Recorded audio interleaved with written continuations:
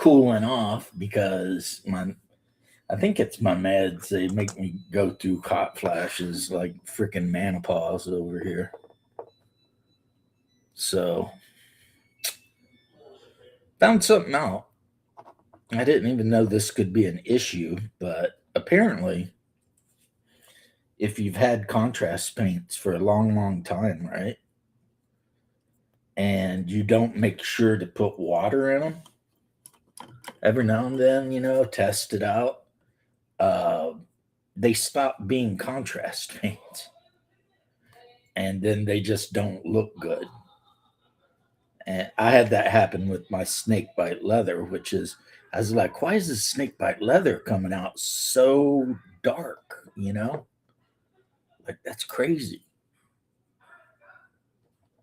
I was listening to Zeg Media radio this morning or afternoon. His song Sabat Queen, pretty cool. Pretty cool, I think.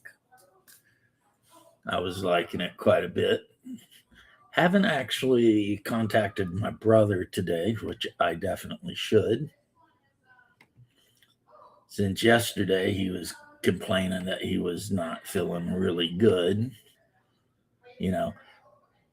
And every day for me is like just waiting to get that call, you know what I mean?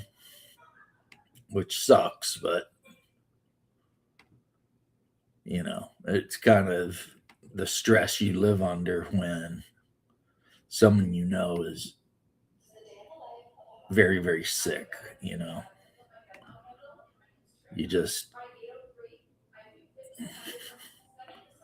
okay, so well, not that I'm trying to whine. I'm not whining, but you know, it sucks. Some of you know. Some of you know. It's like, oh man. Okay.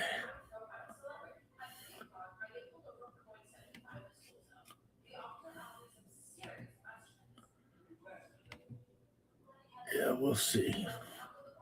We'll see what happens. So, do have to say this. I did manage to get two of these built. These are this is the new wave of vehicles that come out for Legions Imperialis. This is a Fellblade super heavy tank, basically kind of like the Space Marine version of a Baneblade. I freaking I love this thing. It's really easy to put together too, and I suspect it's going to be super easy to paint, especially since it's just going to be red and then with some, you know, highlights and stuff. We'll see how it works in game, And then I picked up a couple of boxes of these guys. So, like, here's one that's completed. It's a Saturnine Dreadnought. Come on now, focus it. Yeah, Saturnine Dreadnought, which I'm gonna have to find out. Like, is there different points cost for these? Is there? I mean, if I can't find it, then I'll just in my games I'll just use them as dreadnoughts, and I'll just use the Saturnine Terminators as Terminators. I don't think that there's much of a difference there. So yeah, I got my camera down here so you can see what I'm doing. You can see this mess of paint and my greatest dungeon master ever cup that my players got me.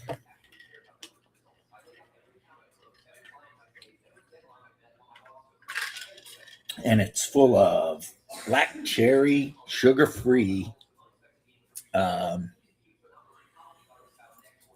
black cherry, sugar free monster that my wife bought me because it was online and You can't find it in stores around here anywhere. But my brother-in-law was like, I got it online. So then the wife, that was actually, she calls it a joke Christmas present, because she likes to sometimes just get you something really silly that's not super expensive or whatever. But I'm counting it as a real Christmas present because it's awesome. And then today, even though it's not my Christmas yet, but it's after her Christmas, and I didn't have anything fun to open when she gave me some presents. This came in and she said, "Yep, you can open it." Sorry about the light, guys, but it's these are basically the Promethean style Land Raiders with a giant freaking battle cannon sticking out of the front. Brother, avenge me. Yeah, I sent you the link, homie, just in case you wanted to jump in here and have opinions. So the wife did get me some miniatures, which was nice. The main thing she got, which for me really more than her. Are you watching Rose Red? No. Was that the music from Rose Red? It was. Oh, okay. I was going to say, damn, that's a good movie. There's that song, and every time I hear it, the first thing I think about is the miniseries Rose Red. It's just, you know. A movie I never. Okay, it says you're there. Oh, I see what's going on. Boom. There you go. Hello, brother. Hey, my brother. Hey, check this out. Let's see how you feel about this. Nice. That's not even focused in. There she is. Yeah, it's nice. And she's got like cuts and scrapes and stuff all over. I am cooking dinner. This miniature came in two styles, the smaller breasted and the bigger breasted style. I always go with the big breasted style because I'm like, come on, man. She's wearing a chainmail bikini. It's obvious she's supposed to be some sort of Red Sonja type barbarian. You know, I'm sure there are women out there that might order the small breasted one, but not me, man. And it's not 100% just because I'm a perv. It's at this scale when they're on the table. If a female miniature isn't very curvy, it can be kind of hard to tell they're female. That was a huge disappointment when Games Workshop came out with the female commissar. And I remember the nerd at Games Workshop because for some reason the guy who owns Games Workshop, who I really we're buddies and stuff, he's super Christian, right? But half of the people he orders at Games Workshop are like super woke idiots, right? And then I end up getting into arguments with them, and then sometimes they get fired or moved to the warehouse or whatever. But guy was trying to sell me, and he's like, "Hey, you play guard, right?" I'm like, "Yeah." He's like, "Check this out, a female guardsman." And I looked at the female guardsman figure, and I was like, "How can you tell it's a female?" And the guy, I could tell he wanted to say something, but he didn't because it wouldn't have worked out one way or another. He might have got smacked up, or I would have told his boss that he hired another idiot. But yeah, I mean, so you make a character, you say she's a female, and then you make sure that she's super flat chested. And see, I'm just putting a really thin Vallejo primer coat on this lady. That'll let me go ahead and paint most of her with contrast or express paints. Yeah. So you make her flat chested. You put her in a lot of armor. Then you tuck the hair up underneath the back of her commissar hat. And you say, oh, it's a female. And I'm like, what am I supposed to base that on? Her face? Because Games Workshop are notorious for not being able to sculpt a face for shit, you know? And it's just like, I told him, I said, nah. I was like, nah. I'll order a commissar from a 3D printer that actually looks like a female before I'll pay, $45 for a shitty commissar. And it's my opinion that all of the latest commissars they've come out with have been shitty. I don't know what you think about that, Hungar. I agree with you. Well, you're cooking, aren't you? So you're kind of splitting. Yeah, I'm making chicken, mushroom, and sausage Alfredo. Chicken, mushroom, and sausage Alfredo. Jeez, man. I would with sausage and mushroom. I don't know why you gotta. The chicken was requested. I'm also steaming some broccoli for the boys. I'm like, where you got to throw the whole barnyard in there? Ideally, yes. But anyway, so then you can go online to Etsy, or if you've got a 3D printer, you can just get STLs of female commissars that actually look like female commissars. Not that I think they would ever have them, because I don't. The Imperium, yeah, I would have them. Nah, dude. So many men fell through the Progenium Scalera. Hey, I'm not saying that there's going to be a lot of them. I'm saying that there could be one or two that pass. Well, when you talk about the millions upon millions of candidates, yes. There might be one. But, and that's kind of like the old world came out. I took one look at it and I was like, yeah, no. When I saw that the Swordsman box set had female soldiers in it, and I'm like, okay, I've been playing like Warhammer Fantasy forever.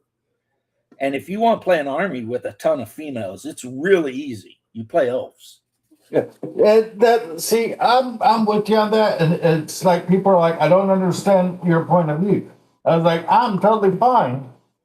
Like Imperial Guard having females, and like Eldar having females, and 40K and stuff, and even in the old world, elves having female fighters and stuff. But there's not any female knights.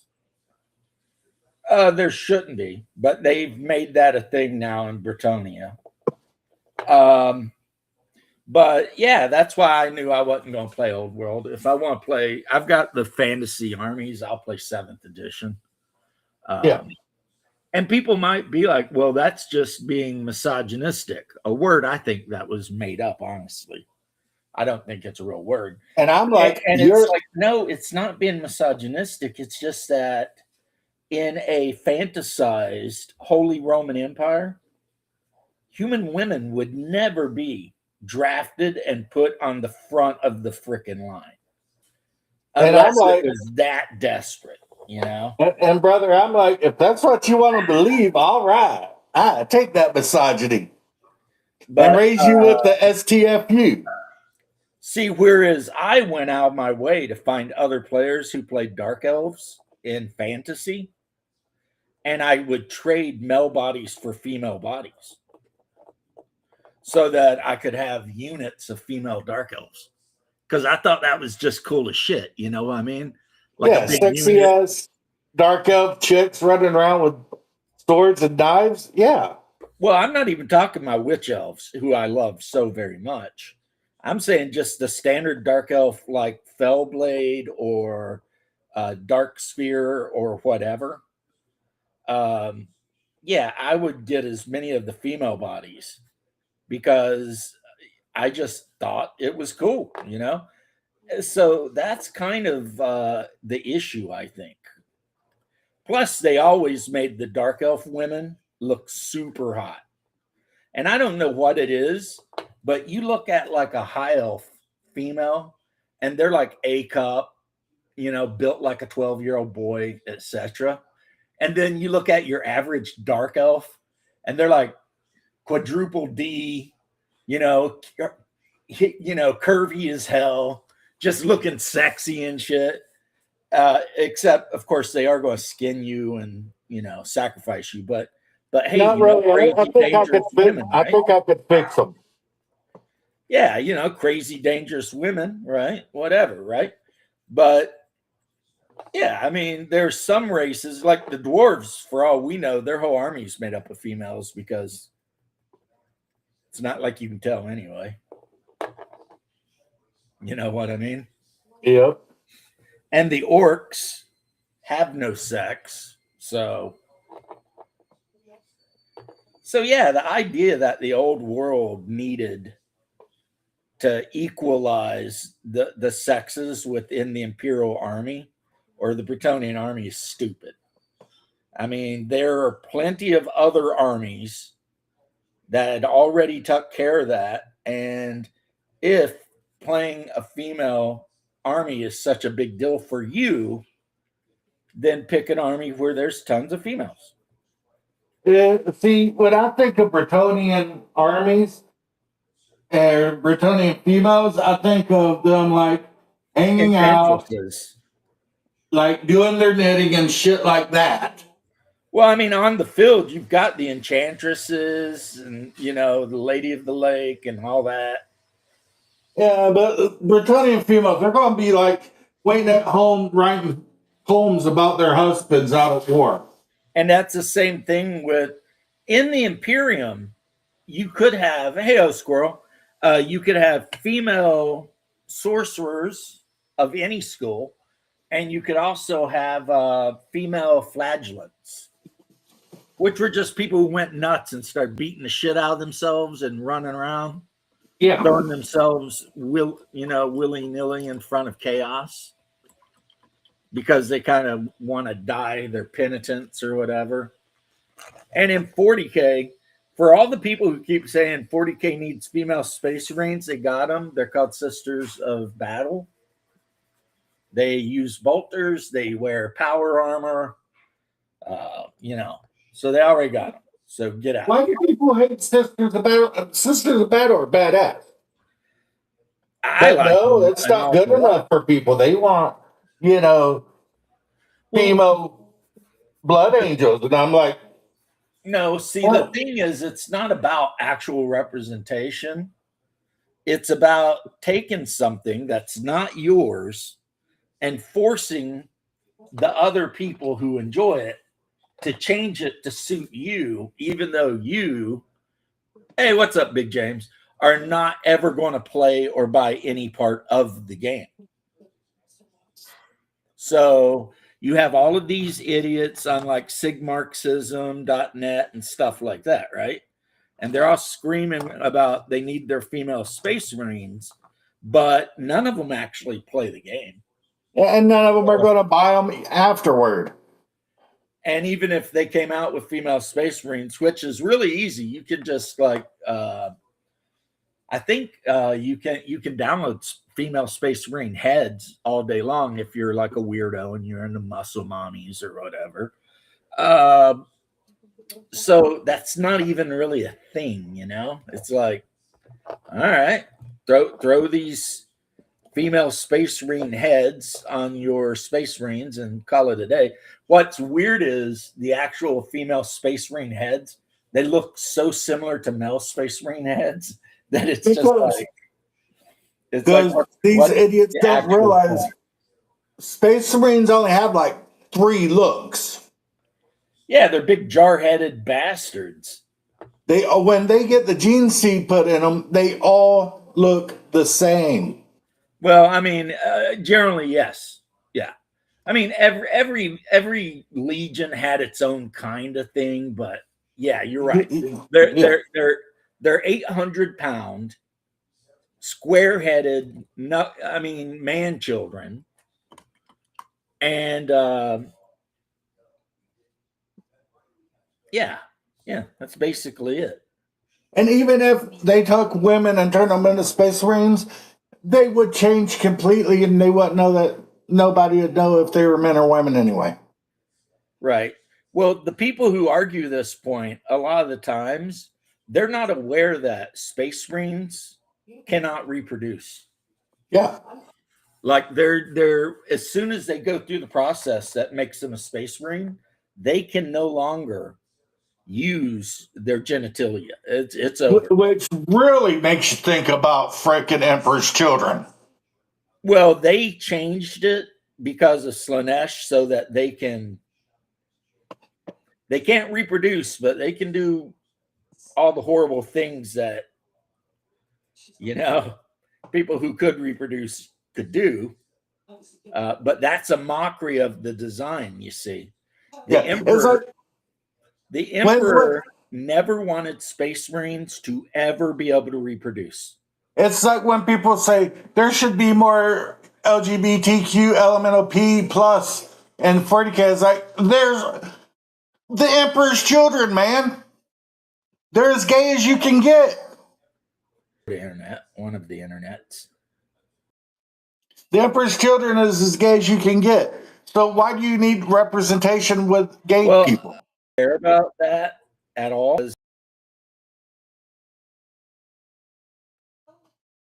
I mean, if one of them, I would think, a space marine. However, when he comes out of the sarcophagus, his skin might be dark, but he's not going to look like that anymore. He's going to be a big square-headed, mongoloid looking thing, again, a child soldier. Unless he's a blood angel, then he's going to be beautiful. Well, and blonde hair with white pale skin. Here's the thing: if you talk a black guy, let's say somehow humanity has not just completely homogenized into one thing, and black people and white people still exist 20,000 years from now or whatever, right? If you took the blondest of the blonde white guy and the blackest of the black guy, right, when they were like 14, and you put them in the sarcophagus, when they cracked out, they'd look alike, except maybe the skin color. But I mean, their facial features and everything would be almost identical.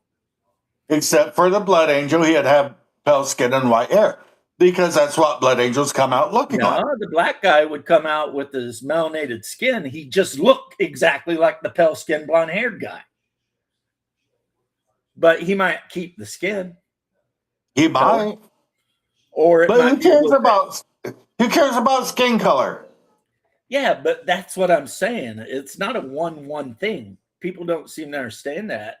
But yeah, the Emperor made all the Space Marines mules because he wanted, under no circumstances, for the Space Marines to be able to replace humanity. And like, if you're coming out as the frickin' one of the Khan's boys, you're going to look Asian. Look at that. Yeah. But if you come out as one of Jagatai Khan's boys, White Scar, you're going to look... Son? Yeah. What? Nice. Yeah, what is it, though? Doppelganger? It's Michael Myers. Come on, geez. If you're one of the great Khan's boys, if you're White Scar... 3 times. Yeah, and you didn't respond. I didn't feel like I needed to. I mean, the Khan... The Primarch looks the way he looks, and all of his children do too. Exactly. I remember when everyone got mad because of that one Warhammer cartoon where there was a salamander being the bestest salamander he could be. But when they like close up on him when he took his helmet off, because he was getting his ass whipped fighting. I think he's fighting like Necrons or Gene Stillers, whatever he's fighting. When he took his helmet off, he looked Asian. I mean, he looked like a big square-headed Marine, but Asian. Yeah. Didn't look African, but he had that black skin that all of the salamanders have, right? And people were super mad because they're like, oh my God, how could you make it's like the salamanders do not have black skin because they're Africans, guys. You need to get over that shit. That is genetic mutation that happened. You know, Salamanders have black skin because they live on a world where it turns their skin black. well, because there was a genetic mutation, and that's what happened. Hungard decided to. But anyway, this is just two freaking fat nerds complaining. What do you think? It's a woolly mammoth. Yeah, I had to get it. You know why? Because it's a woolly mammoth? No. Why? Because on Hyperborea, elephants don't exist. But woolly mammoths do? Mm-hmm. That makes sense.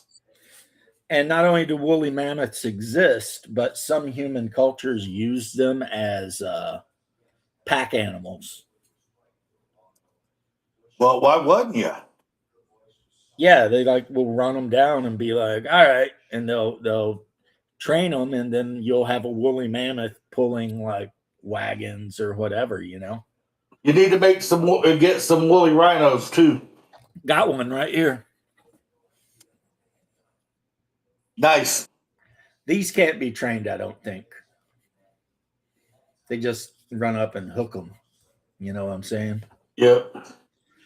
So, yeah, I got to mop the floor here in a little bit, but yeah, I see that your board games were canceled tonight. yeah, we got relatives coming in like at 6 a.m. and freaking yeah. Plus, one of the group's household has the flu. Like everyone in the house has the flu. Every single person. That's the best part about the flu, sharing it with your friends. So it's like, no, thank you. We would rather avoid. See, this guy really can't exist in Hyperborea. Why? There are no goblins. That's an awful tall goblin. That's not a goblin. That's Goblin Slayer. Oh, that's a goblin slayer. Right. But what would he slay in Hyperborea? There are no goblins. And No. he is tall, but you know what that just means? He's probably a Hyperborean. Holy Diver, what's up? What up, HD? He's probably a Hyperborean underneath all the armor, because Hyperboreans in the role-playing game are 7+ foot tall. You should have seen HD put a video out, and he had like 2 full minutes of "Fuck You" just playing with an Asian girl dancing. Sending it to Games Workshop. What did Games Workshop do to him now? Well, the link's in there, Holy Diver. Why don't you come in and tell us again? Yeah. I know they recently had a big kerfluffle. People were really mad about the Saturnine whatever thing, Majig. I didn't know. Oh, you're building some Marines? Yeah, I just finished building some Marines too, man. Except these are the Marines I just finished building. That's right. A Fellblade super heavy tank for my Blood Angels. And because I pre-ordered like months ago, I got all of my Saturnine Terminators. Now, my question with these guys are, do they have a different stat line, or are they just cooler looking Terminators, you know? What's up, HD? Oh, hello, gentlemen. Where's my camera here? Huh. That's a weird one. Oh, there it is. There I am. Hello. There you are. Oh, I'm just I'm building las cannons for my Death Guard company. Everything I'm hearing from people online is that 3rd edition. It sucks, and nobody wants to horrible. admit it. And they don't want to admit that I was right and give me a win. That's what the video's about. Well, I mean, other people besides you. It's like everybody's saying third edition just sucks. And I'm sitting here and I've got second edition. And I thought second edition was pretty good. I mean, it could be fixed, but Oh, shit. wasn't bad. What's so bad about it? No complaints here. Played a game of second yesterday against Mechanicum. It was a badass game. What his idea of putting You know what I like, especially. fragile glass items closest I to mean, the- you probably do know, just because it's me. But have, like, one of the main things I love the most about Legion Imperialis is that you get alternating turns. So, You've always been a fan of alternating turns. Yep, I think that's the way to go. So, like in Legion Imperialis, you put down order markers next to all of your units, Yeah. and then you go back and forth between you and your opponent doing your orders. That's how what do you call it? Conquest, Last Argument of Kings is played. You have alternation. So it's like, okay, I have a deck of cards. I set my deck of cards. Then I draw a card. He draws a card. Right. And this one, you put orders down, and Yeah. if there isn't a command unit within so many inches of certain units, then they have a really limited amount of orders they can take. So, which basically means you kind of want to have the commanders up there, but Yeah, I hear you. no. So how you feeling today, Hungar? You said you had the flu. No, I've got shingles. You got shingles. Oh, that's Oh, even no. better. I blame Yeah. boomers. It is the worst thing ever. Oh my goodness. I'm sorry to hear that. I live, unfortunately. Hey, don't say that. I know. But yeah, I guess what it does is it just like makes you get a really horrible, painful rash. Then it blisters, and then the blisters pop. So it's And almost then- as bad as having the chicken pox, except no, wait, it's worse. Yes, it's chicken pox, and if you had the chicken pox, you've got the shingles virus. Right. You remember I the remember- days when like parents would send you specifically to some other kid's house just so you could get the chicken pox? That No, went we to our had the cousin's chicken. house. I am a victim of the chicken pox sleepover. Some Right. say it was child abuse, but I also survived the ball pit at Chuck E. Cheese. And look at me today, the alpha There you go. Chad. Oh, let's see what we got here. Yeah, we had to go over to our cousin's house, and they were little maniacs when they had chicken pox, so we could get it. Yeah. Ahoy, hoy. How you doing, Bear? Mm-hmm. Yeah. Well, Games Workshop might have screwed some people over. They always do, but I am pleased with the fact that all of the people who were claiming that Legions Imperialis is dead, I can say, well, they just released a whole new wave of miniatures. So if it's dead, it's a weird way of saying it's dead, by putting out a shit ton more miniatures and a whole new army book and a whole new campaign book and everything. I just want them to, okay, put out the game, let it sit on the shelf for a little while. It doesn't need to be on a 3-year release schedule. Give your one guy who writes everything a break. I figured I made a reference to Blade and how they got this guy who reviews all of the works that get put out for the year, and he looks like Pearl, and he hasn't seen the light of day. He looks like Pearl. From Blade, yeah. Oh, okay. He's Okay. I was completely thinking overworked. Pearl, the pick-me redhead girl. No, Pearl from Blade, that giant fat The vampire, super that was fat vampire bedridden, that they cooked with the UV light. and they cooked him and they burned his head, but he was so fat he wouldn't go away. Yeah, he couldn't do nothing. He's like, help me, he's here. That's the best. I love that. That's so funny. Like they did the same thing. They picked on this poor like heavy set dude in what do you call it? Hard Target. That ruddy skin speed paint, ruddy fur looks really good. Yeah, definitely strategic. I mean, alternating turns, I think, is the best. I don't know why Games Workshop, for their major releases, refuse to accept the idea, because I'd have to look in my Man of War rule book to see if Man of War's got alternating phases. I feel like it does. And I'm pretty sure Battlefleet Gothic does. So it's almost like every game they make has alternating turns except for 40K and fantasy. They're just not That's going a to game I know nothing about. Battlefleet Gothic and what do you call it? Man of War. Well, Man of War and Battlefleet Gothic share a lot in common, spaceships or ships. And it's just that one's in 40K and one's in fantasy. They're both awesome. They are both completely. I don't think I'd be lying to you, HD, if I said that Man of War might be the best game they ever made.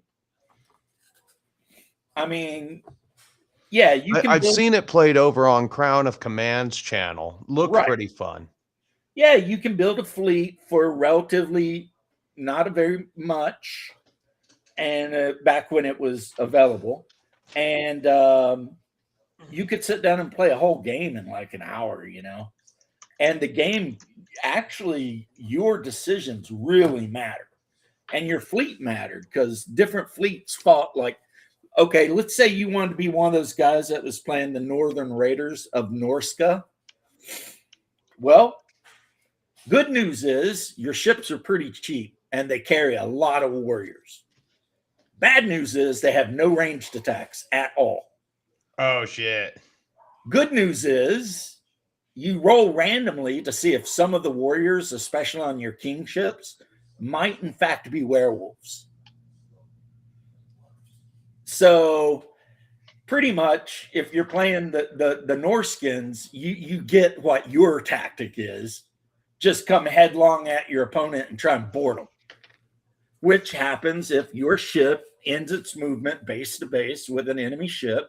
You start a boarding action, and then you get to roll a number of dice for each Marine you have involved in the boarding action. But different Marines get bonuses on those dice, like the Ulfenware or whatever. Yeah, I was privy to a game of Dreadfleet back in the day when they put that board game out, and one of the ships had a boarding party of 40 ogres. Yeah, that game was garbage.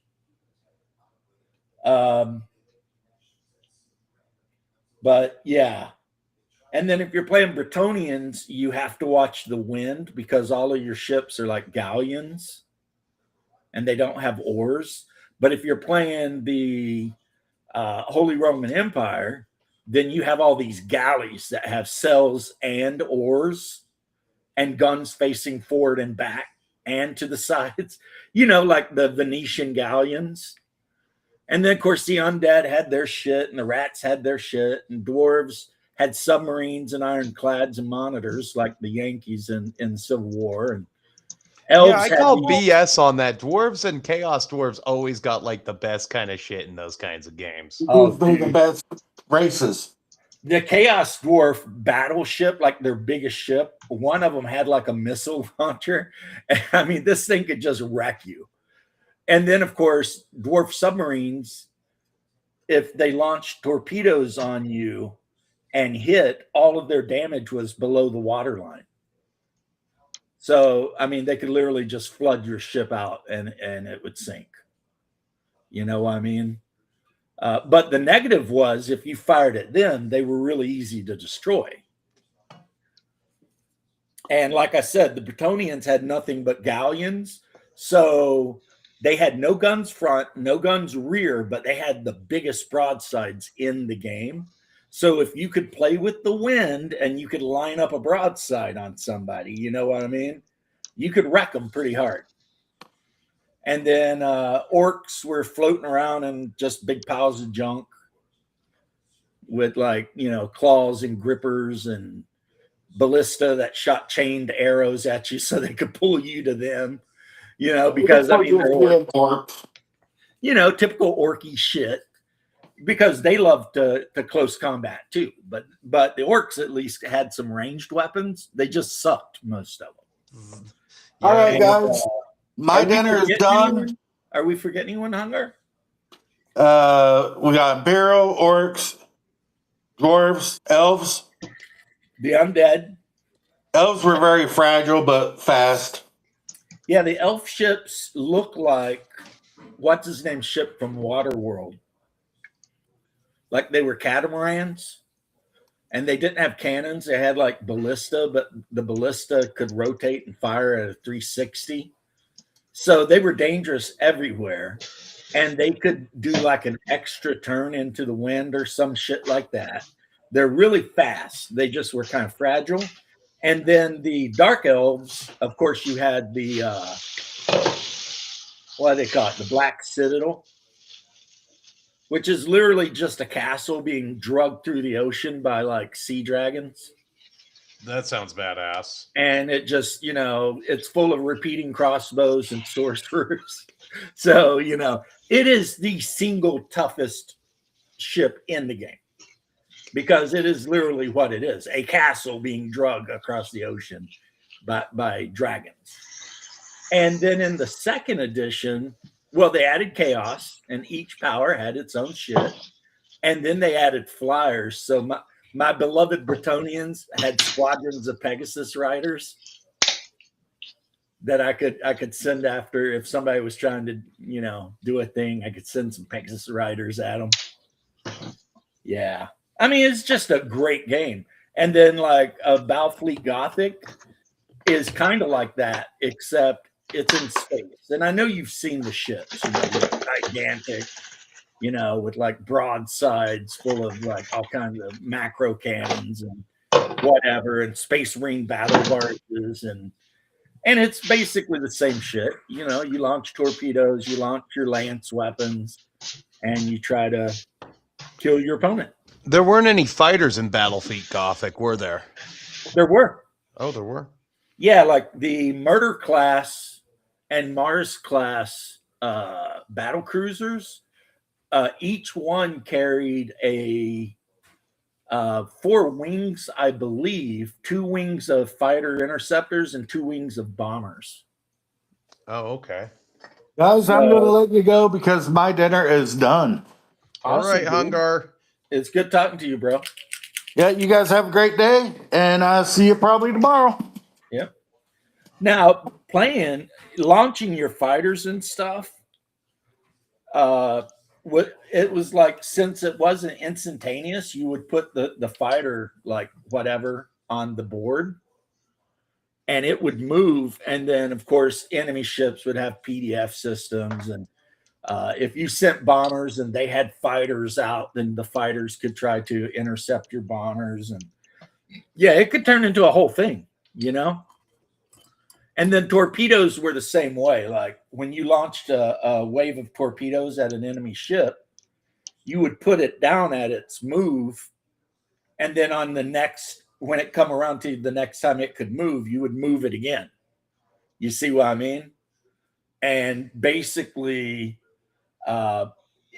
if it managed to get through the point defense weapons and everything, that would then determine like how much damage it might possibly do, because if you fire like a spread of 6 torpedoes but they all get shot down but 1, it's kind of like whatever, And then of course the Eldar had nothing but like 1 billion lance weapons, and the Dark Eldar had lance weapons, which are really good at penetrating armor and shields and everything. And orcs are cruising around in rocks and oh yeah, they have. Did they make a range of models for the orcs, or did they did? Okay, I heard a rumor at first that faction you would literally just make floating asteroids and put orc bits on them before they had them. Eventually, they made them, and the orcs were basically, first off, they could shoot. They had macro guns, and they also had like snotling teleport guns and all that. But their main joy for an orc fleet was to close and board, which against Imperial Navy most of the time works out. Against a Space Marine battle barge, not so much, because that battle barge just sending, drop ships full of Terminators at you while you're trying to close with it. So, and again, every fleet worked just a little different, so it was very interesting, right? And then the Chaos fleets, depending on which Chaos power, they all had their special abilities too, Like the Khorne one is the easiest for me to remember because it's just all of your boarders are like berserkers. So they're just really good at boarding enemy ships, And if you think about it, like this giant freaking boarding ship just full of Khorne berserkers sitting in there with those chain axes whirling, ring, ring, ring. That would be scary. That would be some terrifying shit if you're just some poor Marine, or not Marine, you're some Navy crewman. You spend your whole day pulling that chain to move a macro cannon round down the way to get loaded up, and all of a sudden a bunch of red and bronze berserkers come just kicking the door in. It'd be like, yeah, this sucks. Yeah. It wasn't a holly jolly Christmas for many that year, I could tell you. Yeah, definitely the year the Grinch came, and it's have like, you seen those terrible videos of like parents allowing somebody who looks like the Grinch to come into their houses and steal presents while their kids are sitting there, and it like traumatizes them? No, I didn't see that. That's all over Instagram. I'm like, God, millennials are, for as much as I thought the boomers were messed up, millennial parents are even worse because, yeah. But I can't think of like a better way to like, what do you call it? Discipline your kids. You ain't getting shit this year. The Grinch showed up. Don't you remember? Oh my God. If you really, really, really want to traumatize them, you'd have somebody dressed up like Krampus show up. And like start chasing the kids around the house, trying to get them into his sack. I don't know if you know about Krampus, but he's the German I know there was Christmas devil. Yeah, I know about Krampus. Because of course. If there's any culture on earth that would have a Christmas devil, it would be the Germans. It's like, yeah, he comes around, and if you haven't been a good kid, he sticks you in a sack and takes you back to a cave and eats you. What? Man. There was a Krampus movie that has William Shatner, and he plays the radio host. Is it? Yeah, it was made by the same guy who did Ginger Snaps back in the day, and it takes place in the same town, Bailey Downs. Yeah. It's a Canadian film. There are some really good Canadian films out there. Well, I was saying an underrated film. It was made in Canada, but I don't care where it was made. It's underrated.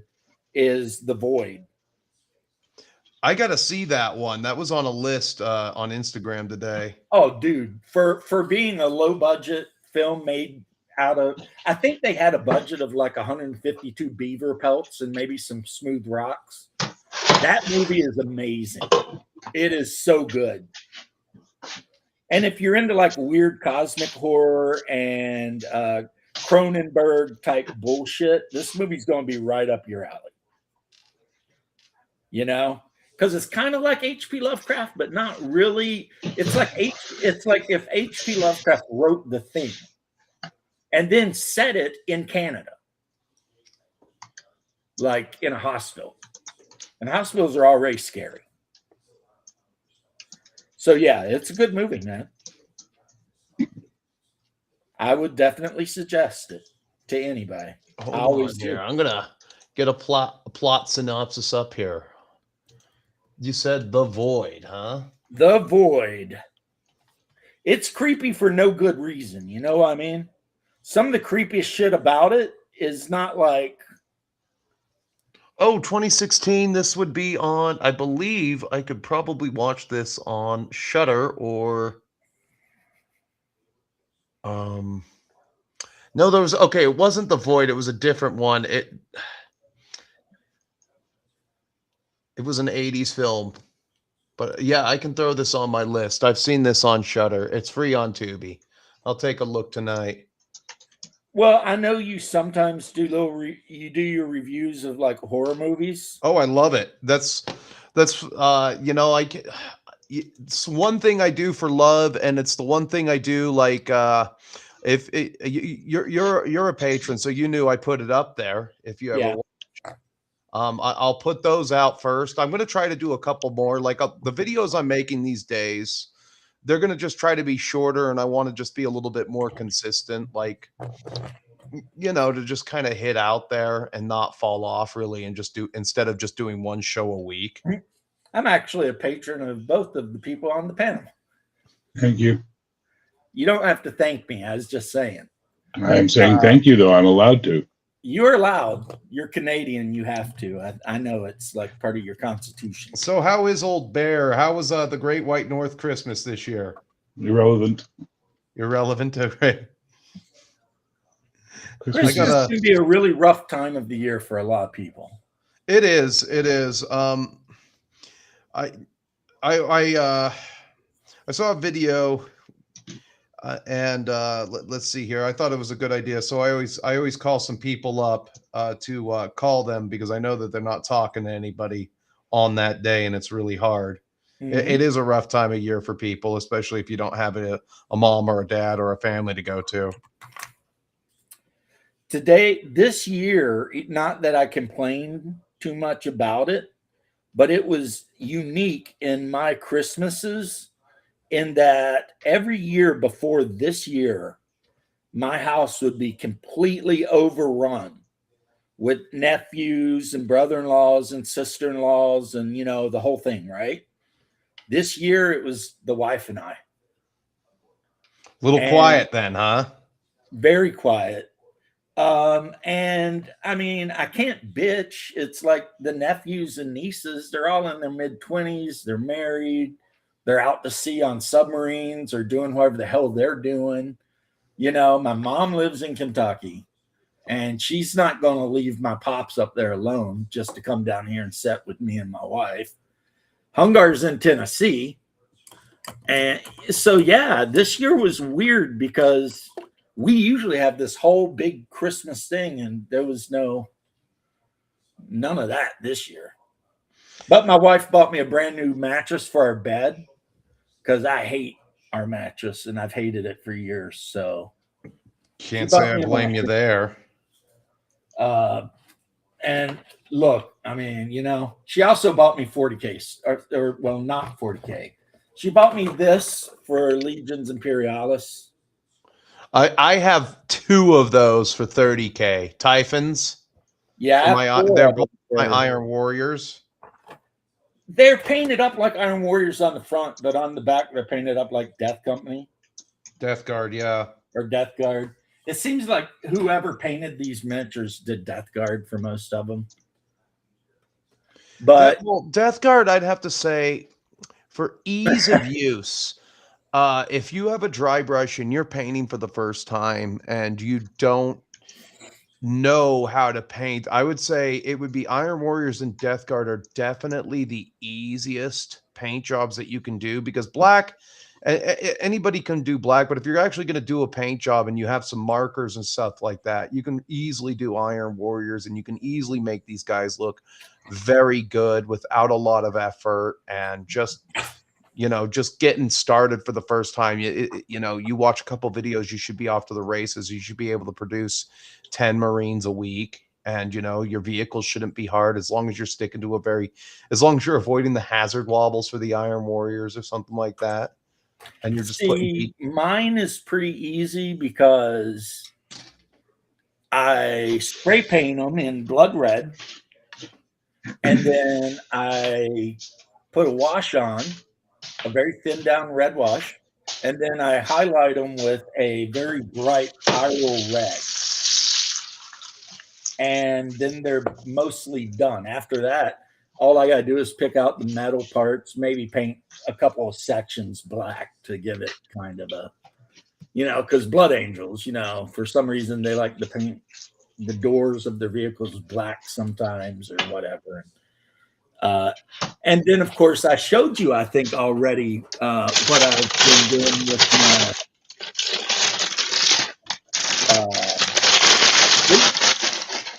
freaking bears over here eating some ramen.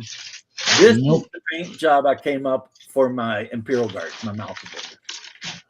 Oh yeah, those. So I was gonna, if I do another project for 30K this year, I was gonna do tall rans for my 30K human army.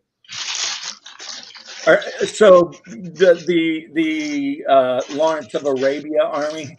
Yeah, I have a bunch of those guys in 32 mil. The actual old metal ones with the freaking. They're wearing like they're all like Bedouins, except they got las cannons and freaking shit like that. And there's one of them I've got that's he's a Lehman Russ tank commander, but he's a Tauren. So he's got like the whole Arabic thing, but he's only like the waist up because he's the tank commander. But I mean, it sucks because I decided not to play 40K about a month and a half after I finished painting 120 Death Korps of Krieg. What?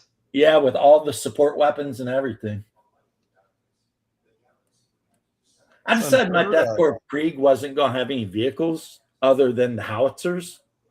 And the howitzers weren't going to be basilisks. They were actually going to be on the carriages and just set them up in the back, you know what I mean? Like World War I style. And then just rely on waves of infantry to get her done, I hear you.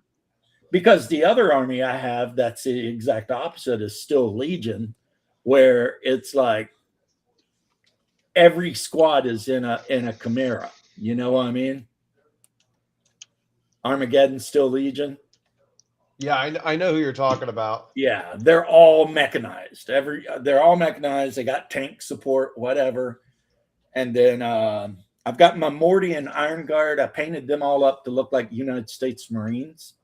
So they got the white pants with the blood stripe and the freaking the Marine style hat, but the dark blue jackets.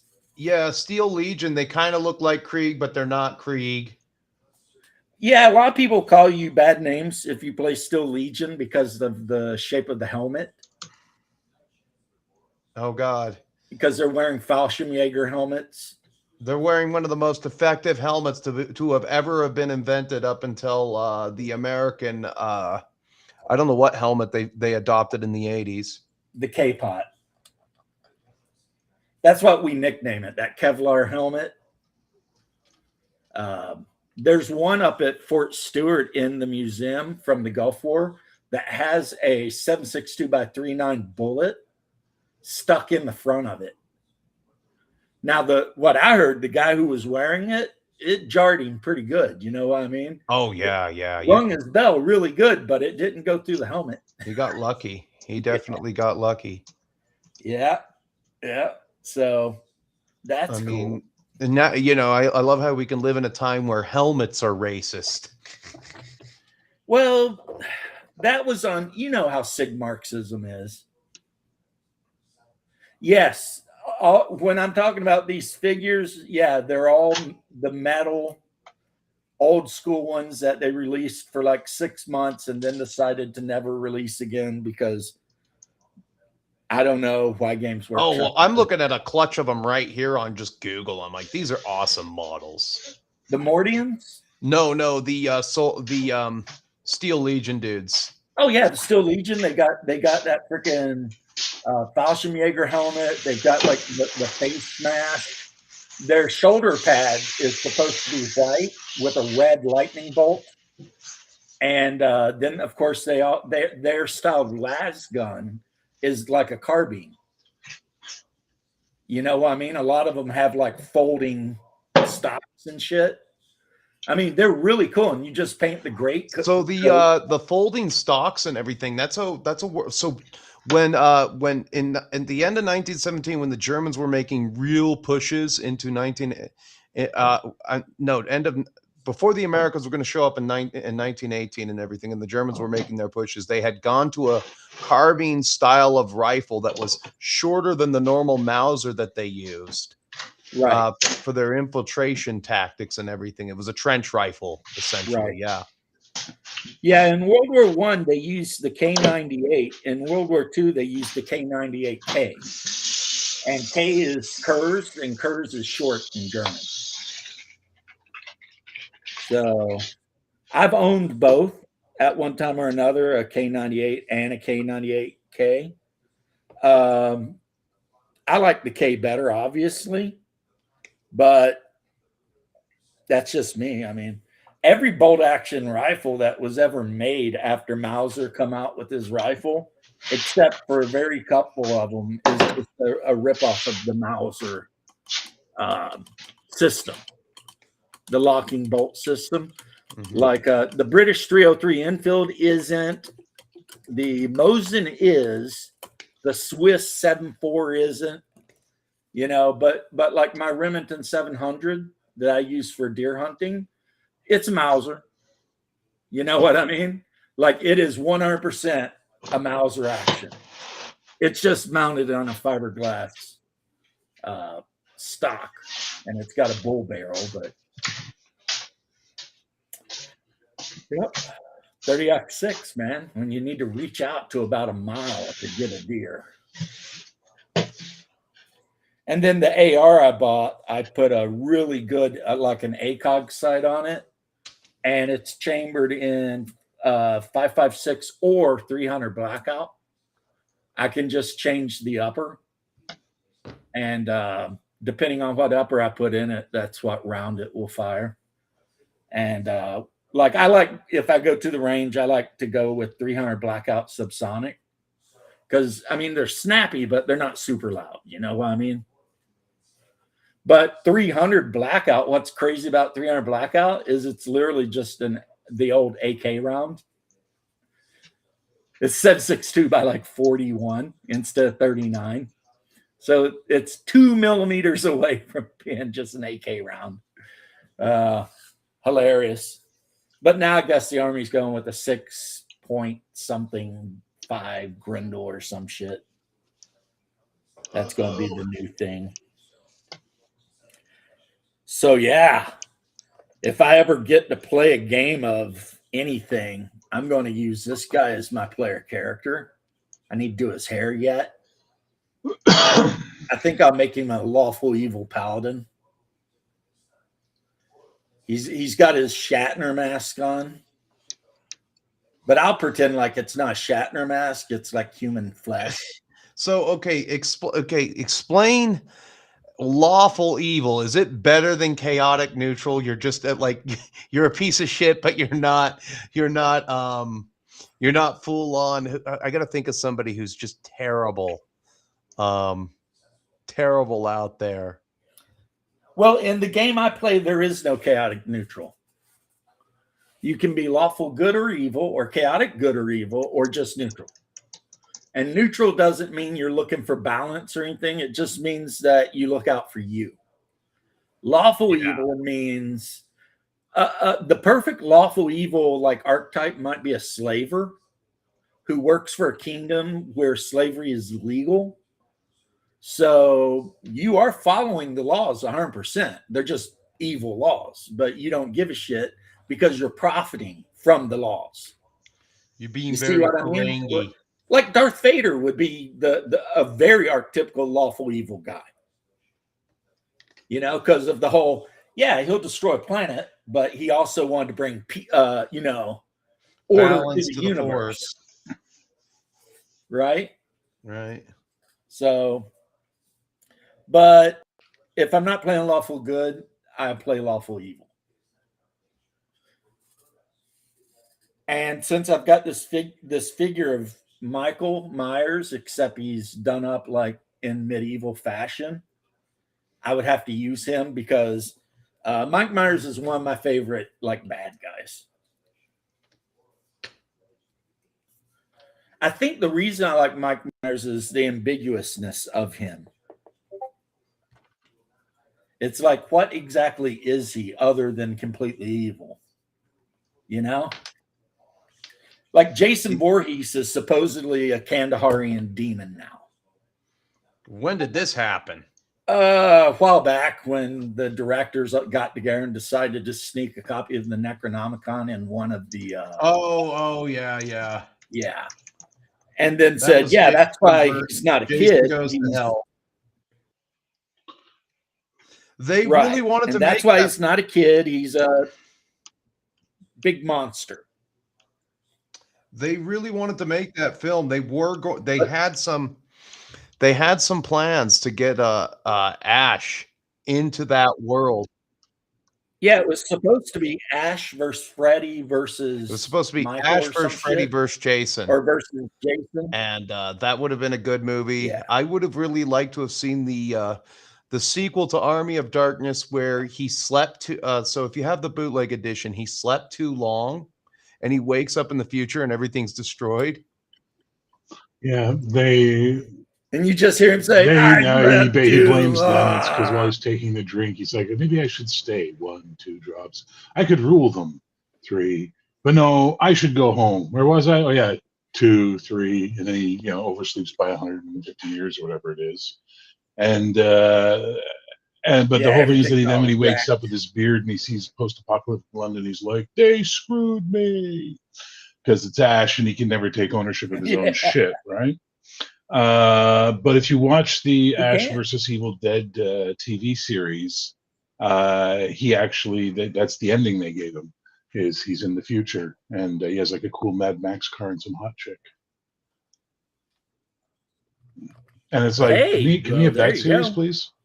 That series looks awesome.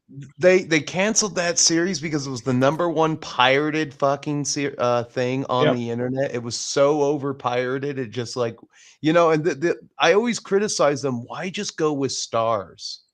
Why do a Stars exclusive? It was like, okay, we're going to release this, and at the same time, we're going to have to put it out on DVD to keep it from getting pirated. Is what they should have done immediately. It should have just gone immediately to DVD, just the episodes. No. I mean, you could have put the DVD out there at $15.99 for each individual episode. People would have paid it. Maybe. I wouldn't have. James L., of course you like the Praetorians. I do have a platoon of Praetorians. So not enough to have an army, but enough that if I want though, like an allied platoon in, I can. And I painted them up just like from Zulu Dawn. They're all wearing red with the white belts and the white pith helmet, except of course las guns with bayonets. That was another, that was back when Games Workshop was like, F it, let's just make cool shit. I think what ruined Games Workshop, guys, James L. and Cody, is when they become a publicly traded company. That's basically it. That was the end. All of the really cool shit you couldn't do anymore because, the stock owners would bend you over and spank you with, So no more risks. Everything has to be safe. A new 40K box set has to drop every couple of years, et cetera, et cetera, et cetera. And then all of the other games they used to make either died or got bastardized to the point. Like I bought the newish Necromunda, the really expensive one. It's like $2.99. It comes with all kinds of terrain and shit. That game sucks. I would much rather play the original Necromunda with the stupid cardboard terrain any day of the week. It was a better game. Okay. It's just a better game. And that's the stupid shit they did, Now, Kill Team's actually good. That's the weird thing is that they never needed Kill Team, even though it's you say it's a good game. They have another game that's supposed to be your starter for 40K, and it's the box set, Combat Patrol. You buy your box set, and that's a. And you're supposed to start out with like 150 It's points worth of 25 dudes, right? power And then work is your way what up. is what it comes to. It, See, I so don't even know what power in ninth is. edition, they brought out this thing called power, where it's like, okay, you buy what you have. Okay, so if I bought like a thing of oh god, okay, so a unit of boys would be like 5 power, and then you add up to 100 power. Yeah, I hate It that. worked. Out of Yeah, general principle, I hate it that. actually worked surprisingly well for ninth edition. Power was how our group played and everything. But I'll trust you. like you go into a game store and say, "Oh, we're playing 100 power." They're like, "Oh, what the hell is wrong with you? Nobody plays power." I don't know. I'm just too set in my ways, bro. Um, I like 2,000 or 2,500 points. But I'm also so freaking autistic that when people are like, we're going to play like 1750, I'm like, why? And they're like, what do you mean why? I'm like, why 50? Why not 1,800 or 1,700? The fuck is that 50 doing there? There's no reason for it, you know? Like whole numbers. 1750 asshole. used to that was like the standard 40k list build for 5th edition forever. It was 17. Yep. And I hated it forever because it was just like the math side of my brain hates. I never understood it myself either. And then people like, you know, they're like, dude, are you autistic? And I'm like, no, but maybe. I just really hate weird numbers, man. Like, why would you want to play 225? It's like, just play 2,000. Because everybody comes up with the list. I mean, you come up with this list, and all of a sudden you don't have every little, you know, and you craft it like a nuclear weapon, and not all of it fits inside of 2,000 points. And that has been a serious problem with tourneys, because part of the skill of the game was building the best list you could with the limited resources you had. But if you're going to play like 2,500, I mean, shit, with Space Marines, I can literally throw everything in there. Like, I got everything. I've got some freaking Stormbirds and some Terminators loaded up on a Spartan. You know, I mean, it's like I literally got everything, you know, and that's just lame. I think tourneys should probably be 1,000. Well, so the thing about Combat Patrol is that it works really well, and it is basically like you don't put in any of the points. Everything's just there already. It's like, so 25 power is 500 points, and that's how it works. But what you have in your box is what you have in your box. And it works out of the box. The game itself, 10th edition, works really good out of the box that way. I have my friend has been playing 10th with another friend of mine. He's got this. So we have like the weirdest group dynamic right now. So he's got a friend that he hates me. He hates my guts. I don't know why. I don't know what I did to set this guy off. He hates my buddy Bubbles because Bubbles came out of retirement and schooled his ass so hard it was embarrassing. and it just like his first game back in like a year, comes out of retirement, gives this guy a backbreaker, and then he doesn't like my friend's brother. And he's like, oh, I only want to play with you. And then right now, they're all just we're all kind of like amalgamated. Like, okay, I said, I'm down to play any games, but I think what our group should do is we each pick a game. And my game I'm going to pick for the year is 30K. Okay.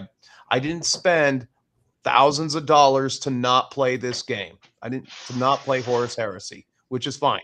But I told my best buddy, I said, I want to control my expenses this year, because I would like to go on vacation again, and I want to control it more than I did last year. I mean, this year I got everything I wanted. It worked together for me, but moment January comes around and the holidays are over, second week of January, I got a plumber coming, you know. I gotta buy adult shit, you know, which is always right. Oh, I got something I need to tell you that might actually be relevant for you. Do you know what it means if a Filipino woman in the Philippines asks if you want to go to the beach and fish for No. mussels? It means like she wants to I've have heard sex. I've heard another analogy like that. If a Japanese girl like offers hot tea, but you're not at her house, but you want to go out for tea.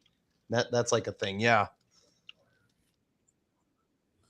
Yeah, apparently it's something to do with they got to be subtle. Now with the Japanese, I get it because they've got that whole face thing that they're always worried about. But I didn't know the Wow. Filipino were like that I too. couldn't But tell apparently you. they are. Don't know anything about the Philippines. Barely know it. I haven't been pretty bad Great on my food. studies for Japanese Great right now. food. I've just been doing like 10 minutes of Duolingo a night while on holiday here. I'm gonna kick it into overdrive probably tomorrow, and I don't know if I'm streaming yet. Well, that's what I can tell you about the Philippines. The food is amazing. Maybe the best. It's like, but then again, that's my taste. Like they'll take like a pork shoulder, right? And then they'll bake it. And then after they bake it for a long time, they'll dip it in peanut oil and deep fry it for like until like all the fat on the outside turns into like pork rinds. And then they cut it up into chunks and you dip it in that sweet and spicy like pepper sauce. You know what I'm talking about? That really sweet pepper sauce. Oh my God, man. I mean, it'd probably give you a heart attack, but I mean, Like I always love my nieces and nephews, pork is not going to kill me unless they figure a way to shoot it out of a gun, but I might kill you if you keep messing with my bacon or ham sandwich. Oh, geez.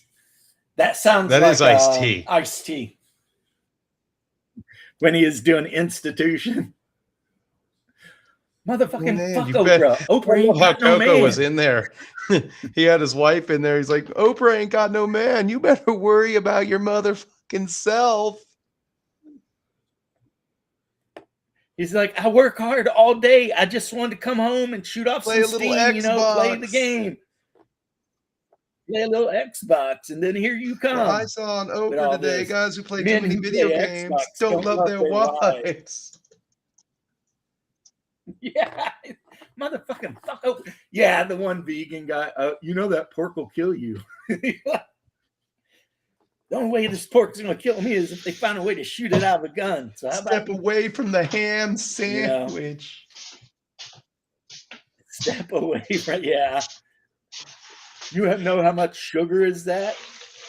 You know how much blood is Oh in my your God, body? you need therapy.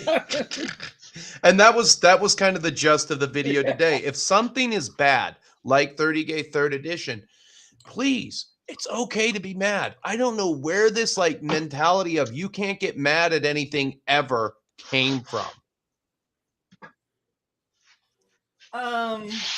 It's not just in 40K, it's in role-playing games too. There are people out there that no matter what slop certain companies put out, they'll swear up and down it's like the greatest thing that ever existed. And it's like, come on, dude, we both know this sucks. You know, everybody knows this sucks. And but some people, man, and usually it's brand loyalty, you know. It's like these people who can't bring themselves to ever be critical of Games Workshop, Wizards of the Coast, Sony, whatever it is. There's just, you know, like that asshole when he found out that movie was coming out that they made the meme of that was crying and shit. Like that, you know? He was so happy that they're coming out with a new Star Wars. He literally the Star Wars cry kid. And then Mark Hamill, like, except that dude's like 30. oh God, there's a couple movies that actually make me cry like that. Oh God, what was it? Debbie Does Dallas. Yes, it was Debbie Does Dallas. And Tarzan X. Tarzan X, The Shame of Jane. Yeah. I saw Debbie Does Dallas, but everyone in the movie was a popsicle stick with like eyes drawn on it and a mouth. but it was the movie. So when they had sex, just like the popsicle sticks just start jumping up and down on each other and shit, flopping around. Just somebody made it. They woke up one day and said, I'm going to take popsicle sticks and I'm going to reshoot this porn. And they did. And I was like, that is hilarious. That is almost as good as Team America when the puppets have sex. And you're like, what position is even that? Like, I thought I'd been around and I knew some shit, but I'm not sure exactly what they're doing. I stabbed myself in the leg when I dropped my knife. God. Yeah, don't do that. It's like this. I got myself in the finger with the drill. This fell, went right into the meaty part of my calf. It stings. Were you all you like, saw it. It's on "Class stream. dismissed." If you go back, you'll see when I dropped the knife, and I'm like, ah. Right. Well, that's like young Frankenstein. When he gets so mad, he stabs himself in the thigh with a scalpel. And then he just calms down. He's like, class dismissed. The scalpel's just sticking out Gene Wilder's fucking leg. But anyway, other good scary movies. I thought Nefarious was good. I mean, it's a slow burn. There's not a lot of whatever, but it's good. It's good in the way that The Fallen was good. You know that one? The Fallen with Denzel Washington and all those guys? No, I'm afraid I don't. No? Dude, were you living under a rock? Yeah, to a certain extent. Let me see here. This is a horror movie? Yeah, The Fallen. It's got Denzel Washington. It's got John Goodman. It's got the dude that was the star in Sopranos. It's got freaking James Gandolfini Donald is the Sutherland. main guy. Oh, thank you. Thank you, Barry. You always got my back with that shit. I can never remember that guy's name, even though he's been in so I much love him stuff. in True Romance. And it's like The Fallen is kind of a slow burn too, but it's actually scary. You know what I mean? It's creepy as shit. Oh, Conan stop motion. Yeah. Deep Throat was an emotional film. Squirrel Hermit, calm down. Oh, you behave, Squirrel. But so Void, Nefarious, The Fallen, obviously, since you haven't seen it, that's one you definitely should see. Was that Canadian film you were talking about earlier, The Cube, by any chance? Because that's from the 90s, the very, very early 90s, and it's like considered one of the best Canadian films. Is that the one with Big Booty Girl and she's trying to go into the brain of the serial killer? No, that's The Cell. That's that's an American film. Actually, it's made by an Indian director named Tarsum Singh. No, The Cube is this like psychodrama where they're all stuck in a cube and they have to pick directions to go in, and they get killed if they do things wrong and stuff. It's a very good movie. Random Very, very, very traps good. and shit. Yeah. Yeah, it's a very good movie.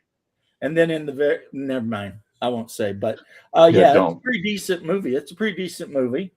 Yeah,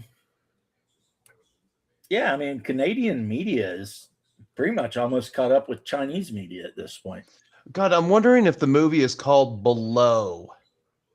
Don't know. If that's the movie I'm thinking of. It's got to be an 80s film. Below. Well, I'm telling you right now. No, it's Below. Below was the film I was going to okay, this is that the B movie where there's like ant people living in a mine? So okay, I'll just read the little synopsis. The submarine of the USS Manta had a perfect record until the mysterious death of its captain. The next in command, Lieutenant Richard Bruce Greenwood, is determined to steer his disheartened crew back to safety, but after 3 battle survivors board the sub, bizarre, frightening things begin to happen. So it's underwater, and what do you call it? I'll just finish it. As the tale unfolds, the crew members begin to disappear. Ensign Douglas, Odell, Matthew Davis, the piece together the puzzle of the submarine past before it's too late and resurface alive. Nice.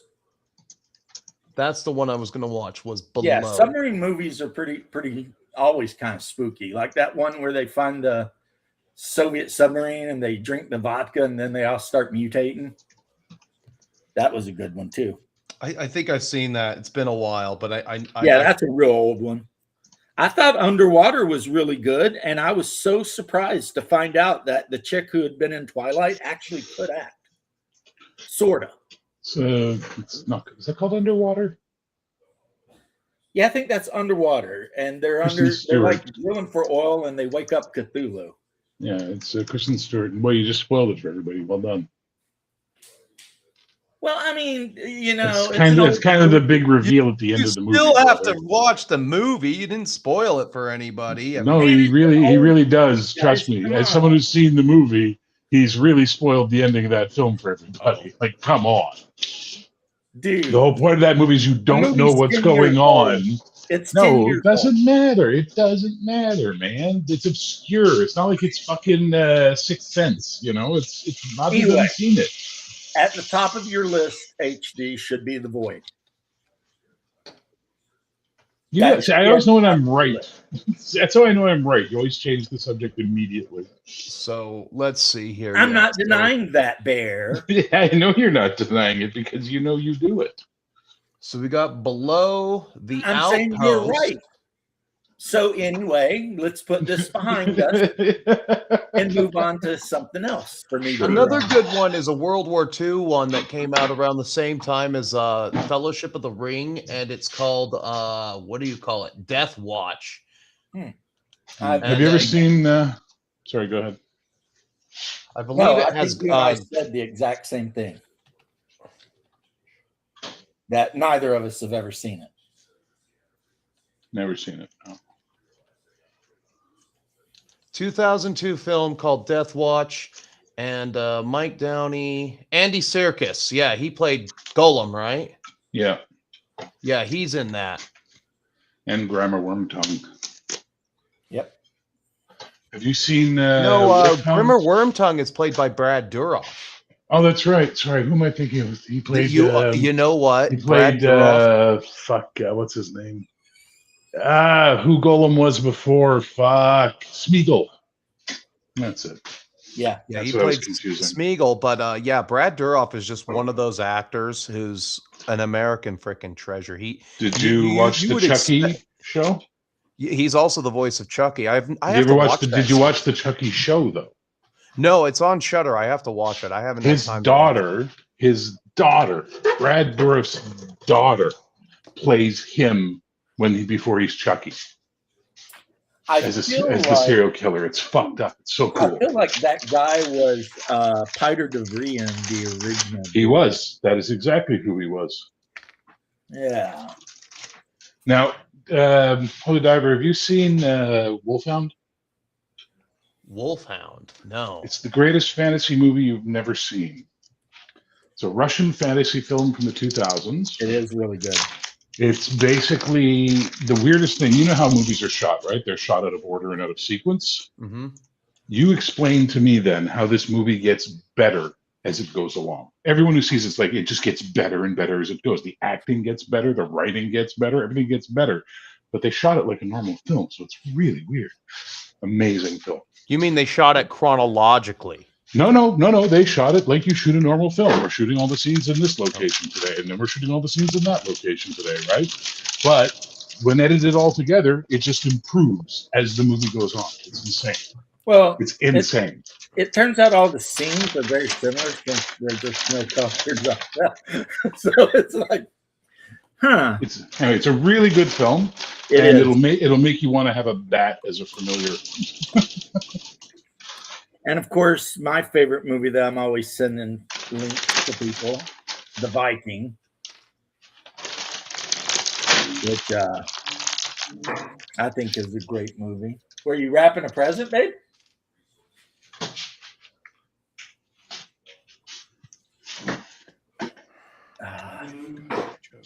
What are you doing, babe? That's what I asked, but you did. But Yeah, then I've never heard of this film. I'll have to give that a look too. Obscure Russian films. Watch it in Russian. Don't watch the English dub. The English dub is atrocious.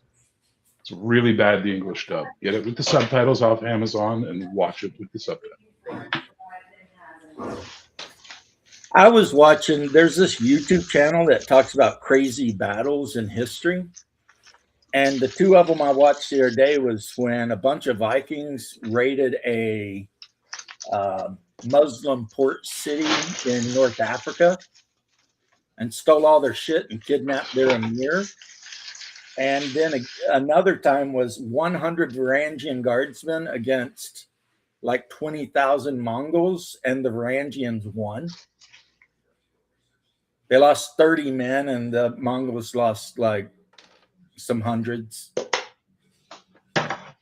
And that was the beginning of when Europeans started realizing the Mongols were not invincible. But yeah, with the Vikings. Yeah, these guys were like, it was after Constantinople had fallen, but they were still like what was left of the Varangian Guard. And they were just like no F's given kind of guys, you know. My people. Yeah, yeah. Like at one point, the Batu Khan or whoever sent all of his like elite guys to charge their line with lances, and these these guys didn't break. Like the lances and the horses hit, and they held them. And then they killed so many horses it formed a wall of dead horses in front of them, so which made it even harder to try and get to them, you know. And they're talking about how every one of them had like their shields were just full of arrows, and the Mongols ran out of arrows. And then their leader stepped forward with his axe and like basically got eye-to-eye contact with the Mongolian leader and showed him that axe and challenged him. And they got in a big fight. And the Varangian guy split the Mongol skull open with that axe. And then the rest of the Mongols were like, flee. And they ran. And in the whole battle, 30 Varangians died. And they were in a shield formation, or? Yep. Yeah, well, the Varangians, when they fought for Eastern Rome, they were known for fighting with these gigantic round shields that were like 3 feet across. You know what I mean?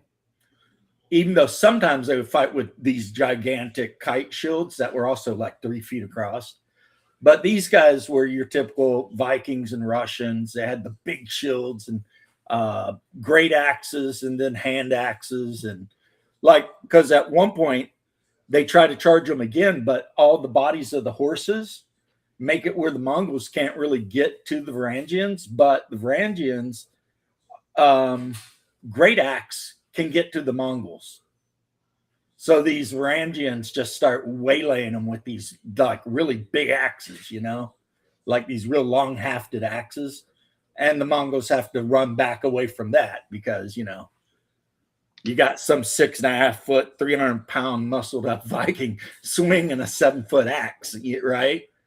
And the Mongols, a lot of them didn't wear a lot of armor, you know, just boiled leather and stuff. So they weren't stopping those axes. That wasn't happening. So, but anyway, the Taking of Deborah Logan. Seen it. It's a good one. Scary. And it's scary because it's like college kids watching a woman they think has Alzheimer's. And then it's like, whoops. That's a good one. I've seen that. I've seen that more than once. I love the guy in the van. You know who I'm talking about? It's like been when a minute shit since gets I've weird, seen the camera guy gets in the van. They're like, and he's like, I'm leaving. They're like, don't leave. He's like, no, fuck that. And he leaves. And he never comes back. That motherfucker just leaves. Oh, that they need to do that more often. I'm sorry. They need I to laughed my ass off. I was like, I'm leaving. I'm dude done. saw some Bye. shit, like, And then wow. they show him like reading about how everybody else died. I'm glad I left. Are you? And then that's how the movie ends. I lived, you died. Yeah, because he's like, I'm out of here. This is too weird. And they're like, no, you gotta stay. And he's like, no, fuck this. It's like, yep, realism in a horror movie, finally. You know, because that was good. Void is great. I know you've seen it, but I like watching Event Horizon like twice a month. Event Horizon is a really good movie. I think wasn't that Lawrence Fishburne's first It movie? was. It wasn't his first movie. God, no. He'd Oh been no, kicking around for Lawrence years. Fishburne was in No, he was in Boys in the Hood, but No, the problem he was in a lot more than that, man. Look him up on IMDb. Oh, I know. He was He's been around for a while. Lawrence Fishburne was a groundling. He learned a lot of good acting from the I call him the chapter master of the groundlings because Phil Hartman was a groundling. Oh yeah. Yeah. And so she what's her name? Elvira credits Phil Hartman. Joe Rogan Joe Rogan said anything I ever learned about acting, it was really just Phil Hartman on the set of News Radio showing me the ropes. Like, this is how we're gonna read it, kid. Come here. Let's talk. Let's me and you rap battle for a second. Well, Lawrence Fishburne is on the boat in Apocalypse Now. Yep. And he's like 17 years old. Yep. It's like if you're not a fan or you haven't seen a bunch of movies with him in it, you'll miss it. You mean it's like when Because Samuel he is Jackson so shows up young. in Coming to America? If you blink, you'll miss him. You won't even realize it's him until years later. And you go, holy fuck, that's Samuel Jackson. What the hell? Yep. Which Coming to America really was just Arsenio Hall and freaking Eddie Murphy. It was I like, love that movie. they each played like 10 different characters. I love that movie. That movie's so fucking funny. It makes me It's a good laugh my movie. balls off every time I see it. I ain't got no more Rocky balls because of Marciano, that Rocky movie. Marciano. Beautiful. Every time we This talk is about velvet. Them white guys got pulled Rocky Marciano out his ass. He beat Joe Lewis's ass. Joe Lewis Wait was a- 115 years old or something. Way to try the soup. Is there a problem with the soup? Is it the wrong flavor? Just try the soup. Is it too hot, sir? Just try the soup. Is it too cold, sir? Please try the soup. All right. Where's the spoon? Aha. I love that joke. The perfect New York Jewish guy right Yeah. there. Aha. Aha. My favorite line in that movie is when what's his name? Played Darth Vader. I forgot. Or James Earl Jones. James Earl yeah. Jones says the next person to throw rose petals at my son's feet will be shot. And all three of the girls are just like, The girls shit. just take off. He kind of just like, shit, that's our job. They're like, damn, man. Will be shot. I love that. Yeah. Well, I got to go eat my supper, boys. Have a good one. You too, Bear. Bye. Goodbye. Yeah, that was a pretty good movie, and it had a lot of good actors in it, you know. Like the dude who what was his name? Louis. He like made the fries, and he's like, this week I'm making fries, but next week it'll be whatever. And He was like, 100%. Okay, so Dave Chappelle jokes about that several years later. And the joke was McDonald's, they had those commercials all the way back in the day. right. And it's like, oh, we're building McDonald's in the black community. It's so great. Black people can get jobs at McDonald's. It's like it was going to end poverty in the hood. And you got a And white so you guy had that working- guy, and they were making fun of those commercials. This week I'm on fries, but next week I might be on cashier. Eventually I'll be on whatever, and that's when the real money starts rolling in. It's just like, oh man. Well, no, you become you go back in the day though. It was really night and day. I remember that I had a friend. He started working at Sbarro's, but he was I want to say he had a good 5 years on all of us. right. He had a good 5 years on all of us. He was the big kid in the neighborhood, and he started working at Sbarro's. But we remember going to the mall one time to visit him, and we remember the douchebag assistant manager that they had. Mm. And he was like, and he was just like all about that Sbarro's life. And then when my friend became the assistant manager, but this is about by the time we were all 13 going on 14 and everything, he became the assistant manager of the Sbarros. He said it was night and day. I went from making like $4.15 to $14 an hour. You Yeah, know? I worked at Circle K for a while, and that's a long, long time ago. And I think I eventually got up to like $8 an hour. But the store manager was pulling down like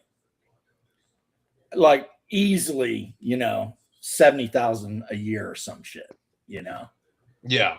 And a lot of those jobs like that, McDonald's, whatever, they're very top heavy when it comes to like the pay scale. It's like, Walmart included. There's a lot of oh my a god, lot of Walmart. places where it's just so freaking top heavy, and it's like, why, Walmart don't even call you employees. I worked at Walmart when I just got out of the army. Me and my another army guy, Craig, that I used to play 40K with too, and we were called associates. Associates. Yeah, because if you work at Walmart, you're technically supposedly self-employed and under a contract. So I guess kind of like an indentured servant. But then if you become like the manager of a department, like the manager of the meat department or some shit, those dudes are all like got badass bass boats and big trucks, and they're doing great, and you're making $750 stocking shelves at night. It's like, man. So I went back to construction because yes, it's hard ass work, but it paid. And I started out before I went in the army doing block masonry stuff. And I remember being the 16-year-old on the block that was pulling down like $11 an hour. You know what I mean? Back in this would be like 87. And then when I got out, I went right back to it. And since I'd been in the army, I was fit. So it was even easier. And I was getting paid like double digits, at that point, like $14 an hour or something. But it was hard because you had to, they put the blocks down, the pallet of blocks down, and you go grab 2 of them and carry them to wherever they're building the wall, and then throw them up on the freaking scaffold so that the guy who's laying the blocks has to always have blocks to lay, because it's all about efficiency, right? And then on top of that, if any of the blocks need to be cut for any particular reason, you got to cut them. And if they need mud to, mortar the blocks together, well, you make the mud and then you bring it over in a wheelbarrow, and then you use a flat shovel to throw it up on top of their mud board. You know what I mean? Yeah. So there's no like resting. This is not a job for somebody who's not willing to freaking put a sweat in, right? But when you're like 24 and you're making like 14 or $15 an hour in 87, that's really good. Yeah, it's like, and everybody wondered, is like I had my badass Monte Carlo and everything, and back when money meant something. Yeah, I mean, I had a Monte Carlo 2-door, and it had the cloth top, like the back half of the roof was like leather or whatever.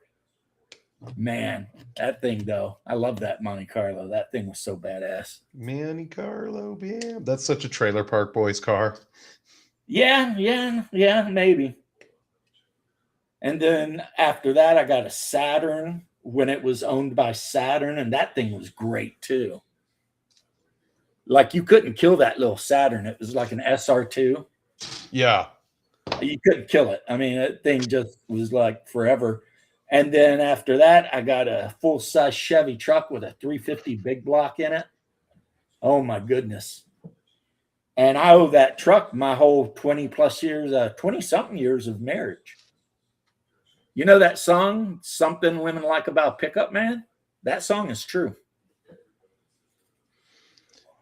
I couldn't tell you. I drive a pickup from time to time when I'm not driving my car, which I should have fired up and went somewhere today in, because it's been it's been Christmas break and I never use my car Right.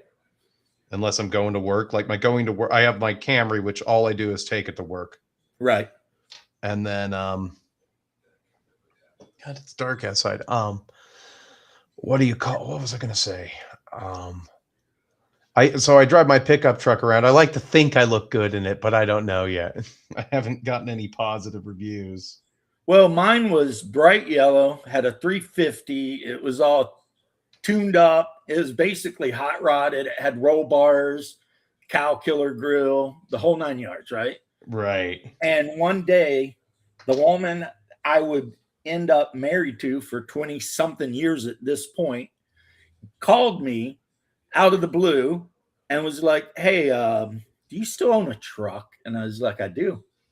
And she's like, "Well, I need help moving. Do you think you could help me move? Like, I'll get people to load it up. I just need somebody with a truck." And I was like, "No worries." And that was back when you could help a woman move. I got a story on that one. And so we all went. I called my brother and all my closest friends, said, "Look, we're going to go help this woman move." And they're like, "All right, man, whatever." So we all went over there and we threw down and got her shit out of the third floor apartment. And of course, the elevator didn't work. And after a couple trips to a storage unit,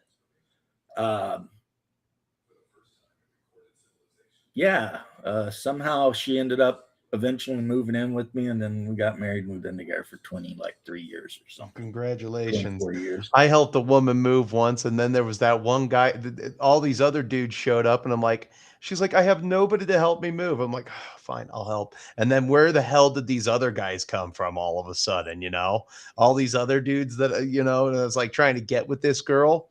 And then this one dude showed up. He's all excited and enthusiastic. "We're all getting late tonight, boys. It's all going to happen." And you're sitting there sharing an 8th slice of pizza between 4 other dudes. So you're like 5 dudes, and you get this one little thin slice of pizza because she cut it into 8ths. Sounds to me like you got ripped off. I got ripped off. See, me, I called my boys. We went and got that shit moved, and then she went to her other place, but we still talked. And then I have no idea why she decided to date me, but she plays D&D, so that was good. Squirrel Hermit, you know what I'm talking about. Tin and Masons, man. I mean, it pays great, but boy, you get a workout. Now, my uncle quit school at 16, become a block mason tender, eventually got apprenticed to be a block mason, eventually become a journeyman mason, started his own company, and now he's a multimillionaire, and I think he retired. Now, granted, he worked his ass off for 40 years doing that. But yeah, he started his own company, hired his own people, started taking jobs from KB Homes and everybody else. And over time, he become a multimillionaire. It can happen. You just really gotta. No, that's what I tell my nieces and nephews. I'm like, "Hey, don't knock the flipping of burgers."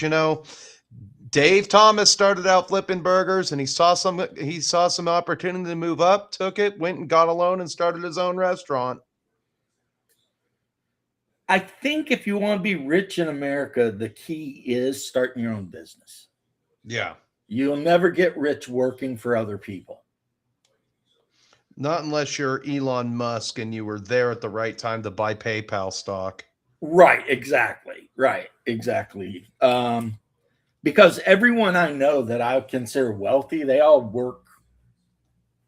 own their own business.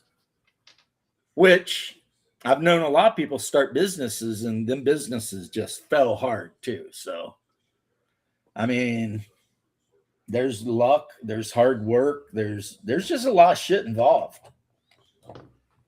But yeah, there's so much movable parts, and it's kind of kept me from doing it. I don't want to start a game store just to have it flop onto the ground because retail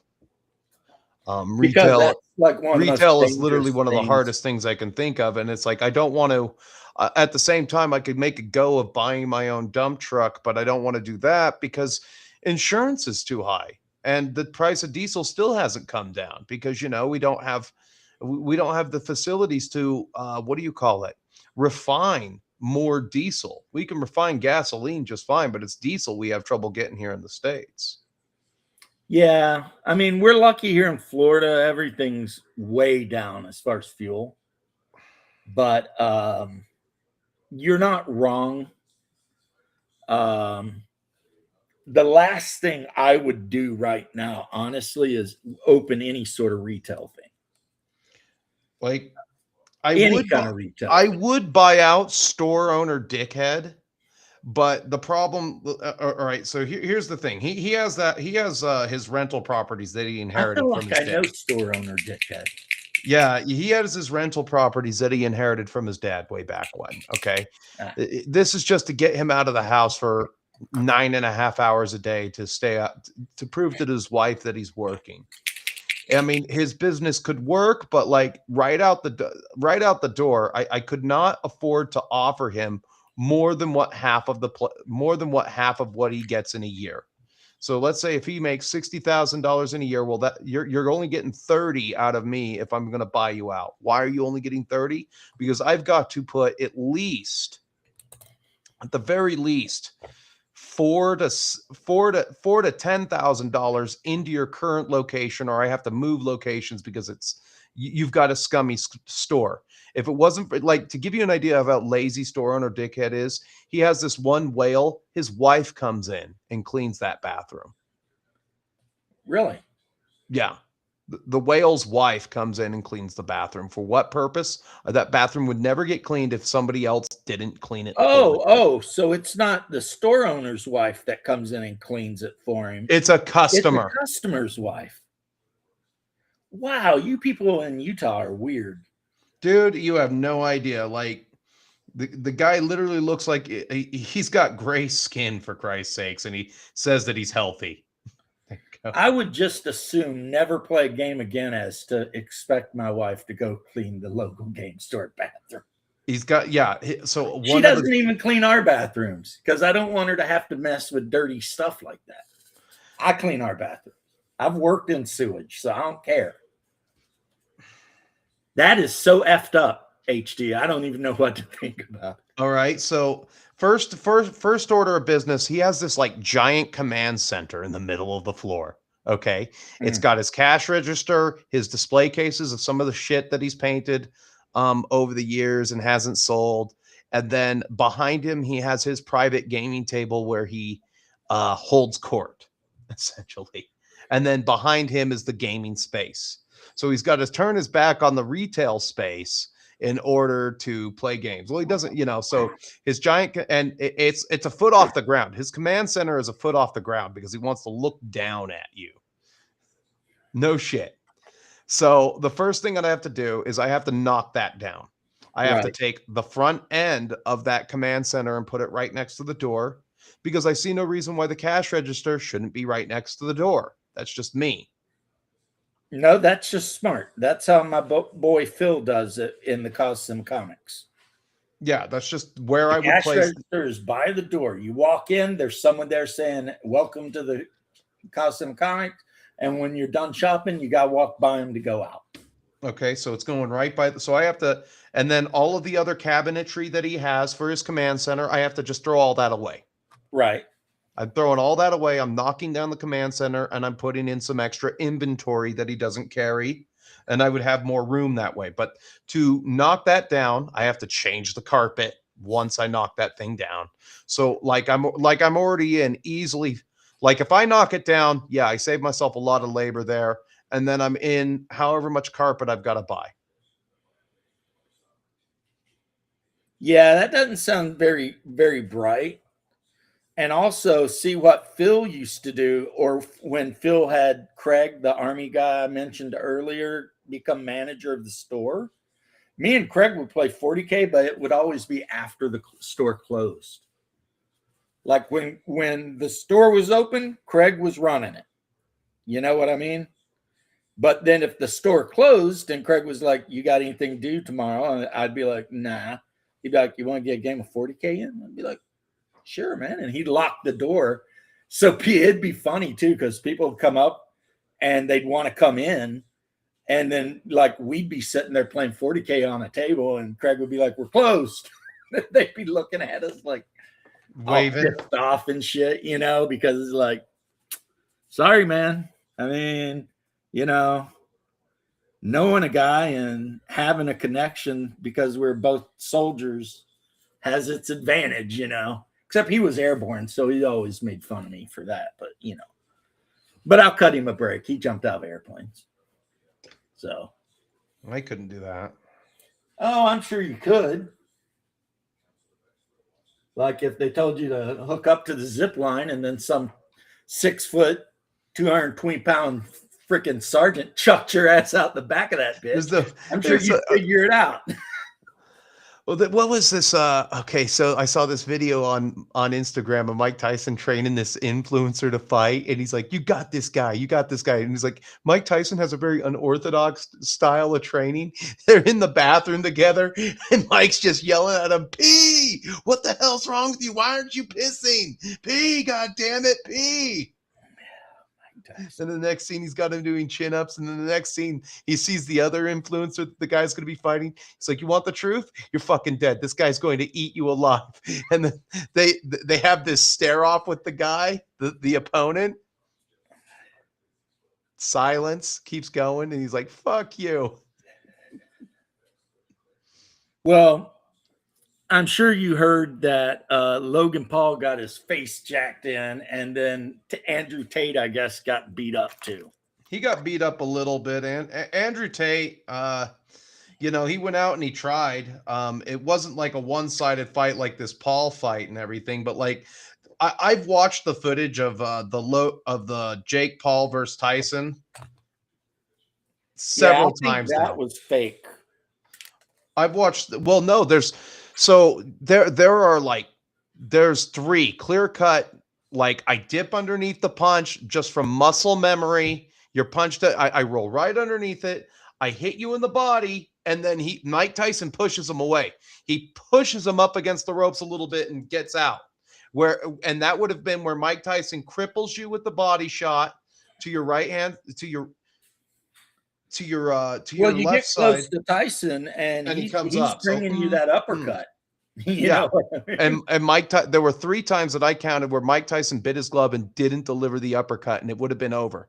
That's Mike why Tyson- I'm saying that whole thing was just people got scammed out of money on that. Well, Mike Tyson was made an offer, and he stuck to that offer. He had to care, and part of that was if he inflicted, let's say he cuts Paul's face open, he loses a couple million. So for every injury he inflicts during the run of that fight, it was an exhibition. I respect Mike for making the money, but Mike still should have. He should have given him. I mean, $20 million to not knock a person down was the deal, basically. Hey, I mean, Mike at this point's older than I am. So if he's able to get him a little bit of money to keep his tiger fed and shit, then good on him, you know? Because a lot of guys ain't got a career by the time they hit his age, you know? No, they don't. Of course, the best thing he ever did, I think, was Mike Tyson Mystery Squad with I have Norm all of Macdonald. that with Norm Macdonald as the pigeon. Yeah, that shit was so good. Apparently he was on a show with Norm Macdonald's, and they're talking sports, and somehow the two become friends. Like they hit it off.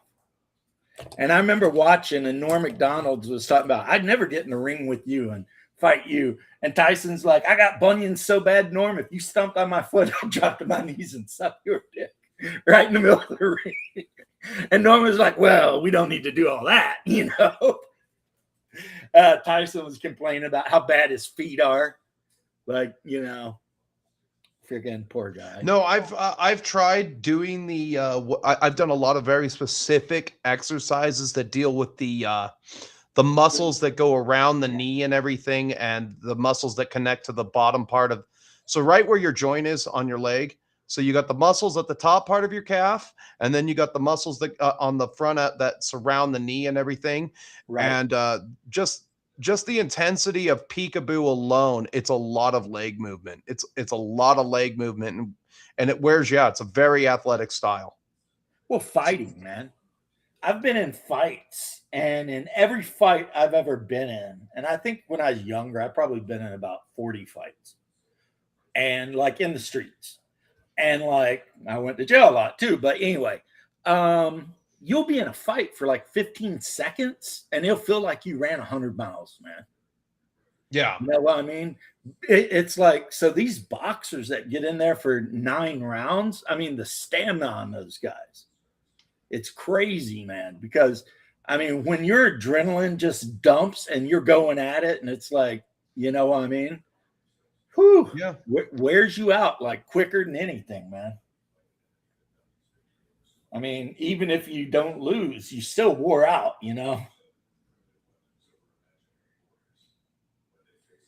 Yeah, modest saving is good. It's always good to save some money. It's good to invest in things that are safe. I have an investment portfolio, and me and my wife hate paying taxes so much that we donate to our IRAs every single year so that we don't have to pay taxes, because otherwise we would have to pay taxes. But if we donate to an IRA, then we don't have to pay taxes. We don't get a lot of money back, but at least the government doesn't get any of our money, which And is then my they tax goal. it when you use it, which is, there's some shit that needs to change.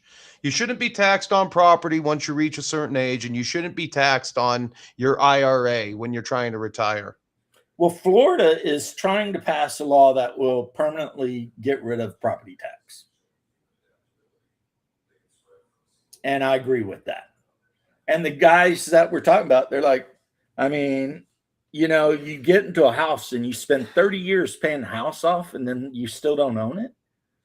It's like, that's not home ownership. That's you just made a lease from the government. Yeah. And the second you miss 5 tax payments, somebody can roll in and just have your shit.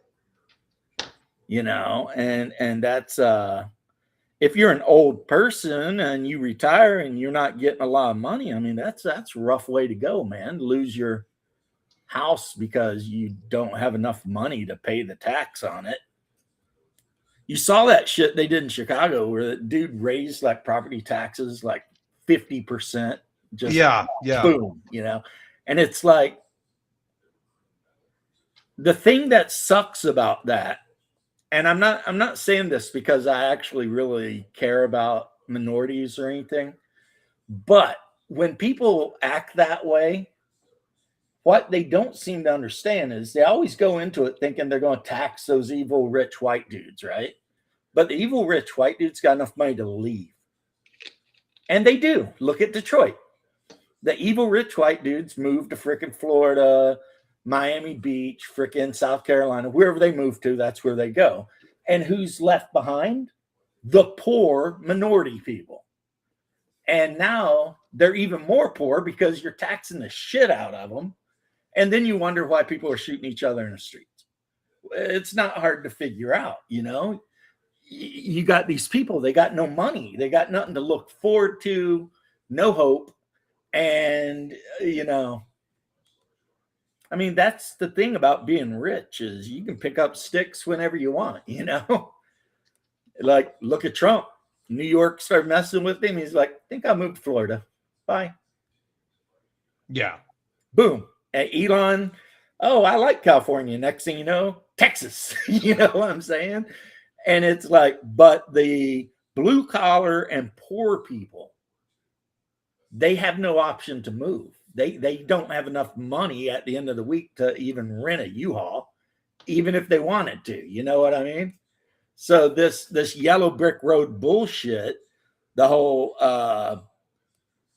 I guess what I'm trying to say is it's that the road to hell paved in good intentions shit. Or maybe bad intentions. Because sometimes I wonder if the people who do this shit aren't like actively being malicious, because how can they be so stupid? You know what I mean? I think a lot of, the taxes themselves, like in Chicago, or I call it Chicago, Yeah. All right, is that you'll have like a school board. Let's say you have a PTA meeting and there's a party. It's a party, Right. and then you'll have a bunch of people who are comptrollers of the city. They're low-level city politicians, and then this low-level comptroller will go over to the guy who's got the PTA purse strings and be like, "Hey, you see those two gay guys over there? One of them's my brother, and they're artists. Give them a job. Give them a job." And then they'll go and they'll paint a smiley face on the side of some inner city school, and that will cost the city $600,000 just so that the ghetto kids will have something nice to stare at. See, my city, we did something really cool. Every year, we had the homie hose down, and we would take our big ladder truck over to the really, really dark part of our town, right? And we'd raise the ladder up like 60 feet and then turn the 4-inch nozzle on, aiming down and like really dispersed.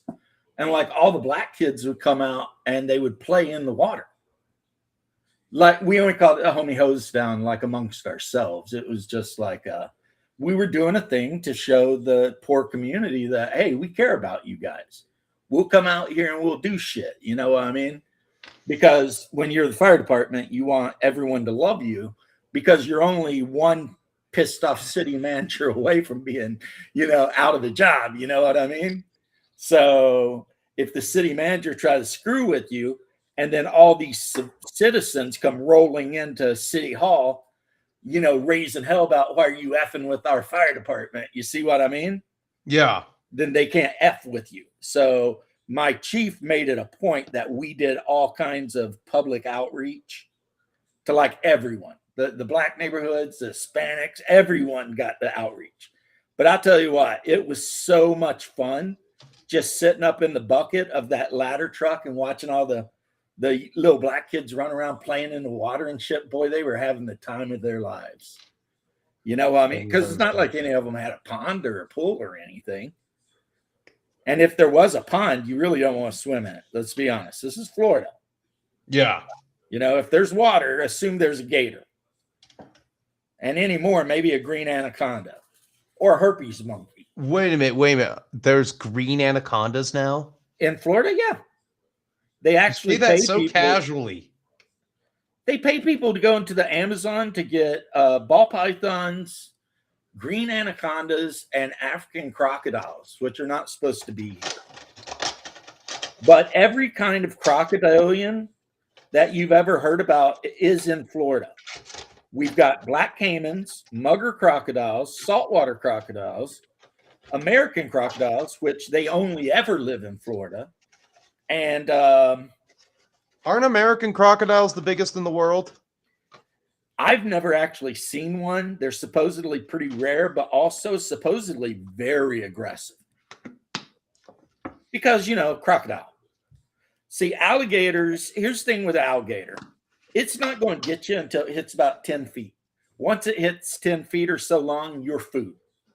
But when it's 5 feet, you can jump in there and fuck with it. You know what I mean? Because you're not food, right? But, they get 10, 11 feet. Now you're on the menu, right? And then your run-of-the-mill crocodile, that motherfucker does not care. You are food every day, all day, nonstop. They don't care because crocodiles, for whatever reason, are natural man-eaters. Like we are on the menu. You know what I'm saying? Like most animals on the planet see human and they're like, what the fuck is that? Crocodiles see human and they're like, yeah, I'm eating that. I see that guy who's got that support alligator, Wally Gator. He's got have you heard about that guy? The problem with alligators is they really don't have brains the way like any animal does. And at some point, if it gets hungry, it's going to eat him. And he's letting kids swim with the goddamn alligator. Now, the alligator isn't that big, but I'm just like, what is he going to do when that thing's like 11 feet long? Well, look what happened at Disney. And it bites the shit out of some kid. And I mean, do you have a gun handy right by there to end Wally Gator when it starts eating people? About 7-8 years ago, these idiots from up north came down and let their kid run over to a retention pond. This kid was maybe 1 or 2 years old. Oh my God. And all of a sudden they couldn't find him anymore. Well, no shit. There was a giant sign on Disney property saying, do not go near retention pond. But, you know, people are stupid because they're from, let's say, Pennsylvania or New Jersey. They don't understand that any large body of water that you can't see the bottom of could have a 12-foot alligator. And so it they will never eat saw you. the kid again. Oh, they never saw that kid again, I don't think. And I'll tell you another thing, too. Alligators of any size, they love dogs. So in Florida, when you walk your dog, yes, you keep him on the leash. And no, you do not go down near the pond with him. Because alligators absolutely just really enjoy eating dogs. They enjoy it. But yeah, we've got rock pythons and green anacondas here. And it all was because of Hurricane Charlie blew up a freaking bunch of pet stores down in Miami and whatever, you know. And all these animals that were in the pet shop got out. And Florida, it just so happens, you know, the Everglades and shit like that, perfect for them. You know what I mean? So they go in there and they just reproduce and do their thing, man. Is it true what they say about the mountain lions, the cougars in the Florida Everglades, that they're able to hunt some of the alligators? They hunt small ones. Oh, so it's not on par with what the jaguar does to those no, things? It's not like a jaguar beelining out of a treetop and crushing a caiman skull. But they will kill a 1 or 2 footer, you know. They're not going to rough and tumble an 8-foot alligator though. I mean, because the Florida panther or the mountain lion, as you guys would call it, they're not that big. Oh. They're about the same. I don't know if you've ever seen a mountain lion. It's about the size of a German Shepherd. Maybe longer, but about that size, you know? And a lot of times, if you walk into one in the woods, you just make eye contact and walk. Maybe they're a little bigger where I live. I think that's, I mean, you got a Tom. He's a 160-pound cat. Yeah, they're probably bigger up in the mountains because everything is. It's like deer down here are like dress out at like 50 pounds. In Kentucky, it's like 150, you know. So we got swamp deer. They're so small. I've seen one at a full run jump between barbed wire lines in a fence and not even get caught. This thing just went right between the wire. In Kentucky, we got the big old whitetails, and those things are as big as a freaking mule. You know what I mean? That's a big freaking deer. When we go hunting in groups because, I mean, if you're way up in the mountain and you shoot one of those things, I mean, that's a lot of weight to try and carry back by yourself, you know, even after you take its head off and gut it and drop the offal. Yeah. That's still like 150 pounds. And I mean, look, I'm 54 years old, I think. Like, I ain't got time to be trying to drag a 150-pound deer carcass through a mountain. That's a good way to get killed, you know? Trip on a rock, go take a tumble, you and the deer both, you'd be dead. Nobody'd find you for 6 months. I mean, you know.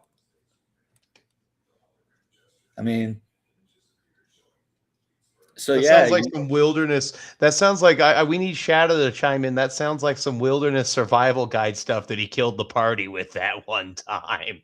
Oh, and then I could just hear Bear shouting, "Fuck you, Shadow!"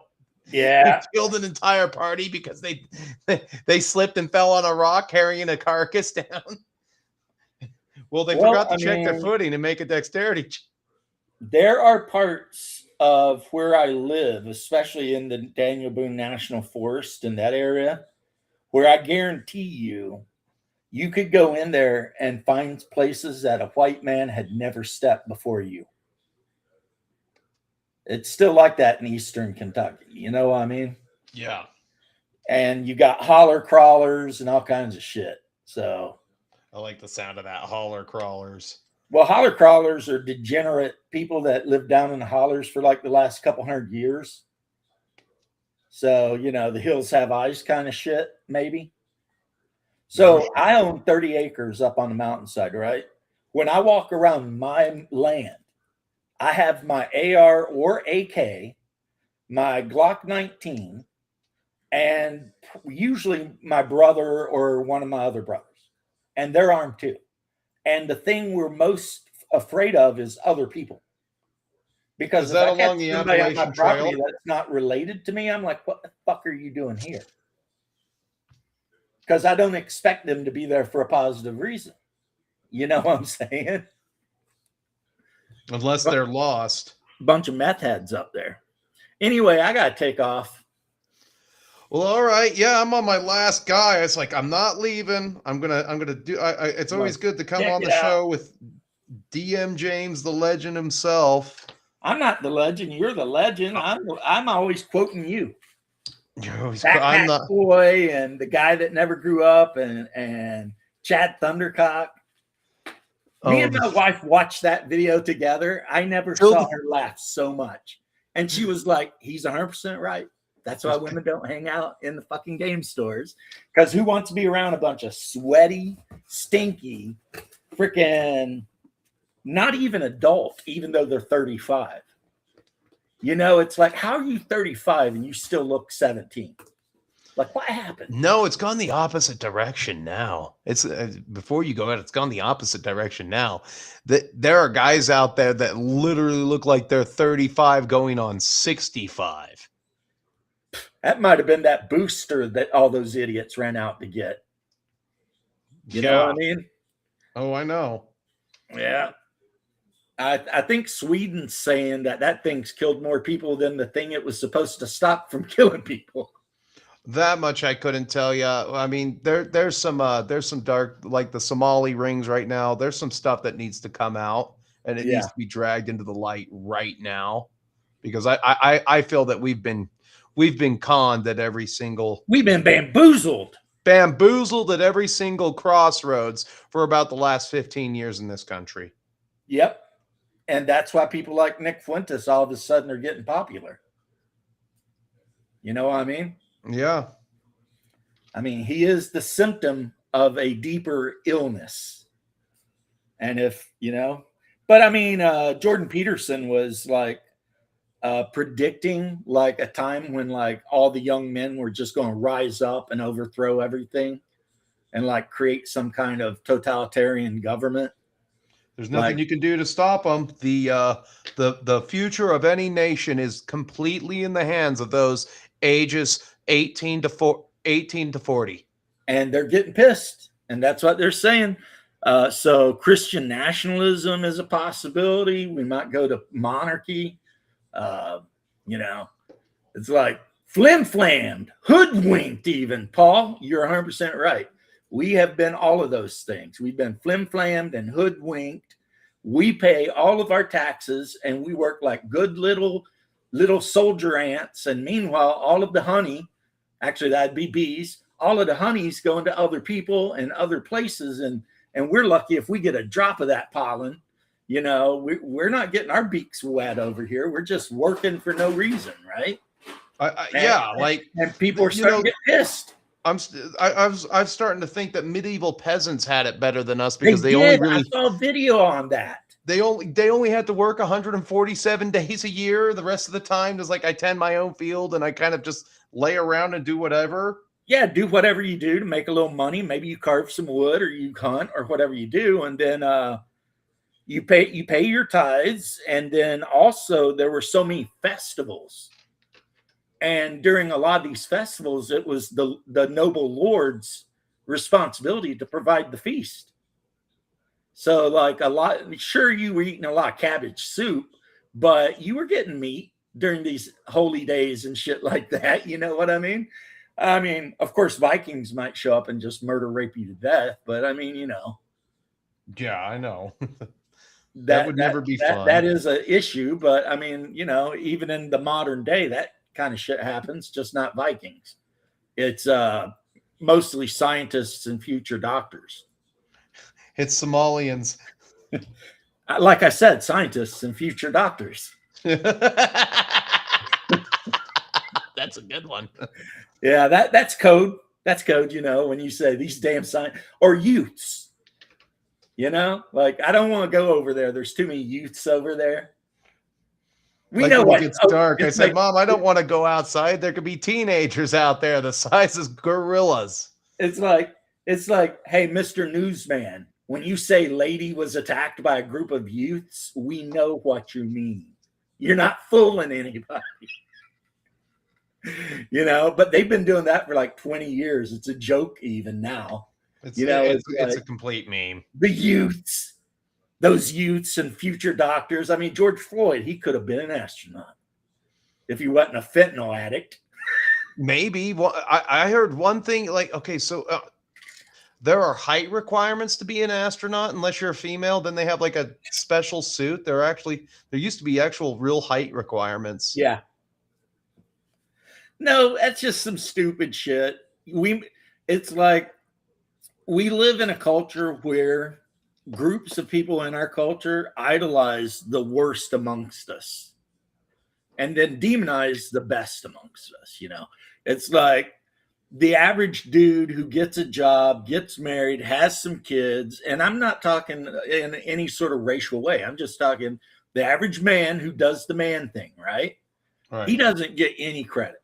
But a dude who has like 15 felonies and stuck a gun to a pregnant woman's thing and died of a OD, I mean, that motherfucker, boy, he's going to be a superhero and get a gold coffin. Paul, I would love to add you, but I am leaving. I'm just being Southern, and that means it takes me a long time to say goodbye. All right. Well, I'll let you go. You want to hang out, bro? I'll On let your you show go because or mine. Hit me up. my last guy here is done. Yep.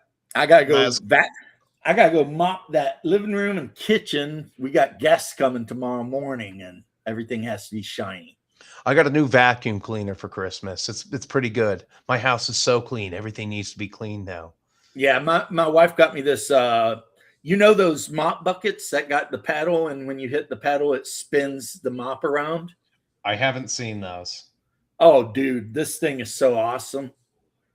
But and that's what I'm getting ready to do. I already did some of the house, but I'd got to get that living room and kitchen and scrub the toilets because, like I said, I don't allow. I'll say it. I don't allow my wife to do toilets in my house because I just would rather her not. I hear you. Because in a lot of ways, we're both very old fashioned, Yep.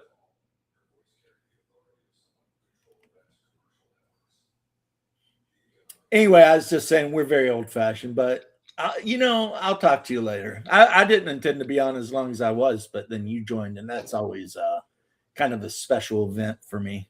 Well, I've always wanted to join. I like I said, I watch you guys all the time in my truck and everything when I'm working, and it helps get through the last part of the day. And then sometimes I'll be going on. I'm like, these guys are marathoning. They're still going after I get off from work because I turn my phone off to drive home. Right. Yeah. Well, sometimes, I mean, if Shadow and Bear and I start fighting about shit, yeah, we'll be on for a while. Like yesterday's big fight with Shadow says the Conan the Barbarian movie sucks. Which one? The new one? No, the first one with Schwarzenegger. Oh God! Uh-oh! I can't help him there. I'm out. And he's like, they changed stuff. It's not lore. And I'm like, it don't have to be. It's still a great movie. I do credit the second one, The Destroyer, being better than the first one. I think The Destroyer being PG-13, did not having that. Like the one thing that I think killed the first one for me, and I'll leave it on this, is that love scene between him and Sandal Bergman was just way too long. Didn't need. I mean, they could have. Okay, yeah, you have the love scene, you move on, but it was like 10 minutes of these two people, all right, who apparently won the genetic lottery, just 10 minutes of this love scene that got a little bit too gratuitous because it was so long. Like, okay, here, have the scene, you show them both. You can show the Sandal Bergman in all her glory when she was young, and then cut away to black and move the movie along. Yeah, she was a dancer, and you can tell. Oh, yeah. I mean, I'm not saying I don't want to see Sandal Bergman in her prime. Look at the bone structure on that female. I mean, it's good. Right. That's what Rowdy Piper said. She was in Hell Comes to Frogtown, and he was trying to sell her as a sex slave to the frogs. He's like, look at the bones. Yeah, that's a good movie. I watched Death Stalker last night. That movie is wild because he kills a bunch of dudes and then immediately tries to rape some chick. And Yeah, at the beginning, I'll have to host Death Stalker 2. I actually, you might want to watch my next one of my next videos that's going to come out is some DVD purchases that I made, in Death Stalker. The 2-pack is one of those. So there you go. Yeah, Nice. it was a low DVD count for me this year, which is very like I bought less than 10 movies this entire year. I bought none. Which is not like me. I usually at least buy close to 20. I bought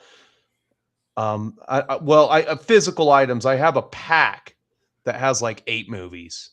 So I Nothing guess came out that I wanted to own. Oh, And all like, of it. when I'm laying in bed and I'm like, I want to watch a movie. Half the time it's Event Horizon, Dark City, Conan the Barbarian, Dread. You know, like I have like 10 movies that I have on my Prime, Yeah. So and that's all I watch. Like again, we just Mouth mentioned of Conan. Madness, which if I you bought haven't seen, you Conan the should see. Destroyer again. I don't know, and I talk about the Curse of the Lost DVDs, so you'll just have to check it out. Well, Conan the Destroyer is, as Double D said, much more the D&D movie. Like he puts together the group and they go on the quest and they do the thing. Yes, but the thing that I like about it, well, okay, the PG-13 aspect of it, they never had to edit that movie for television. It was always on TBS in its entirety for the most part. Right. Now, closer to the end of TV and the end of TBS and the end of TNT, which are still channels, they started to edit that part where he throws the knife right in the dude's chest. They're like, oh, that's just too violent. Where he's like, enough talk. Enough talk. Right. It's just like, give us the girl who will take her. That used to be the TBS promo for that movie. And it would cut out to the text would be on the TV screen. It's a guy thing.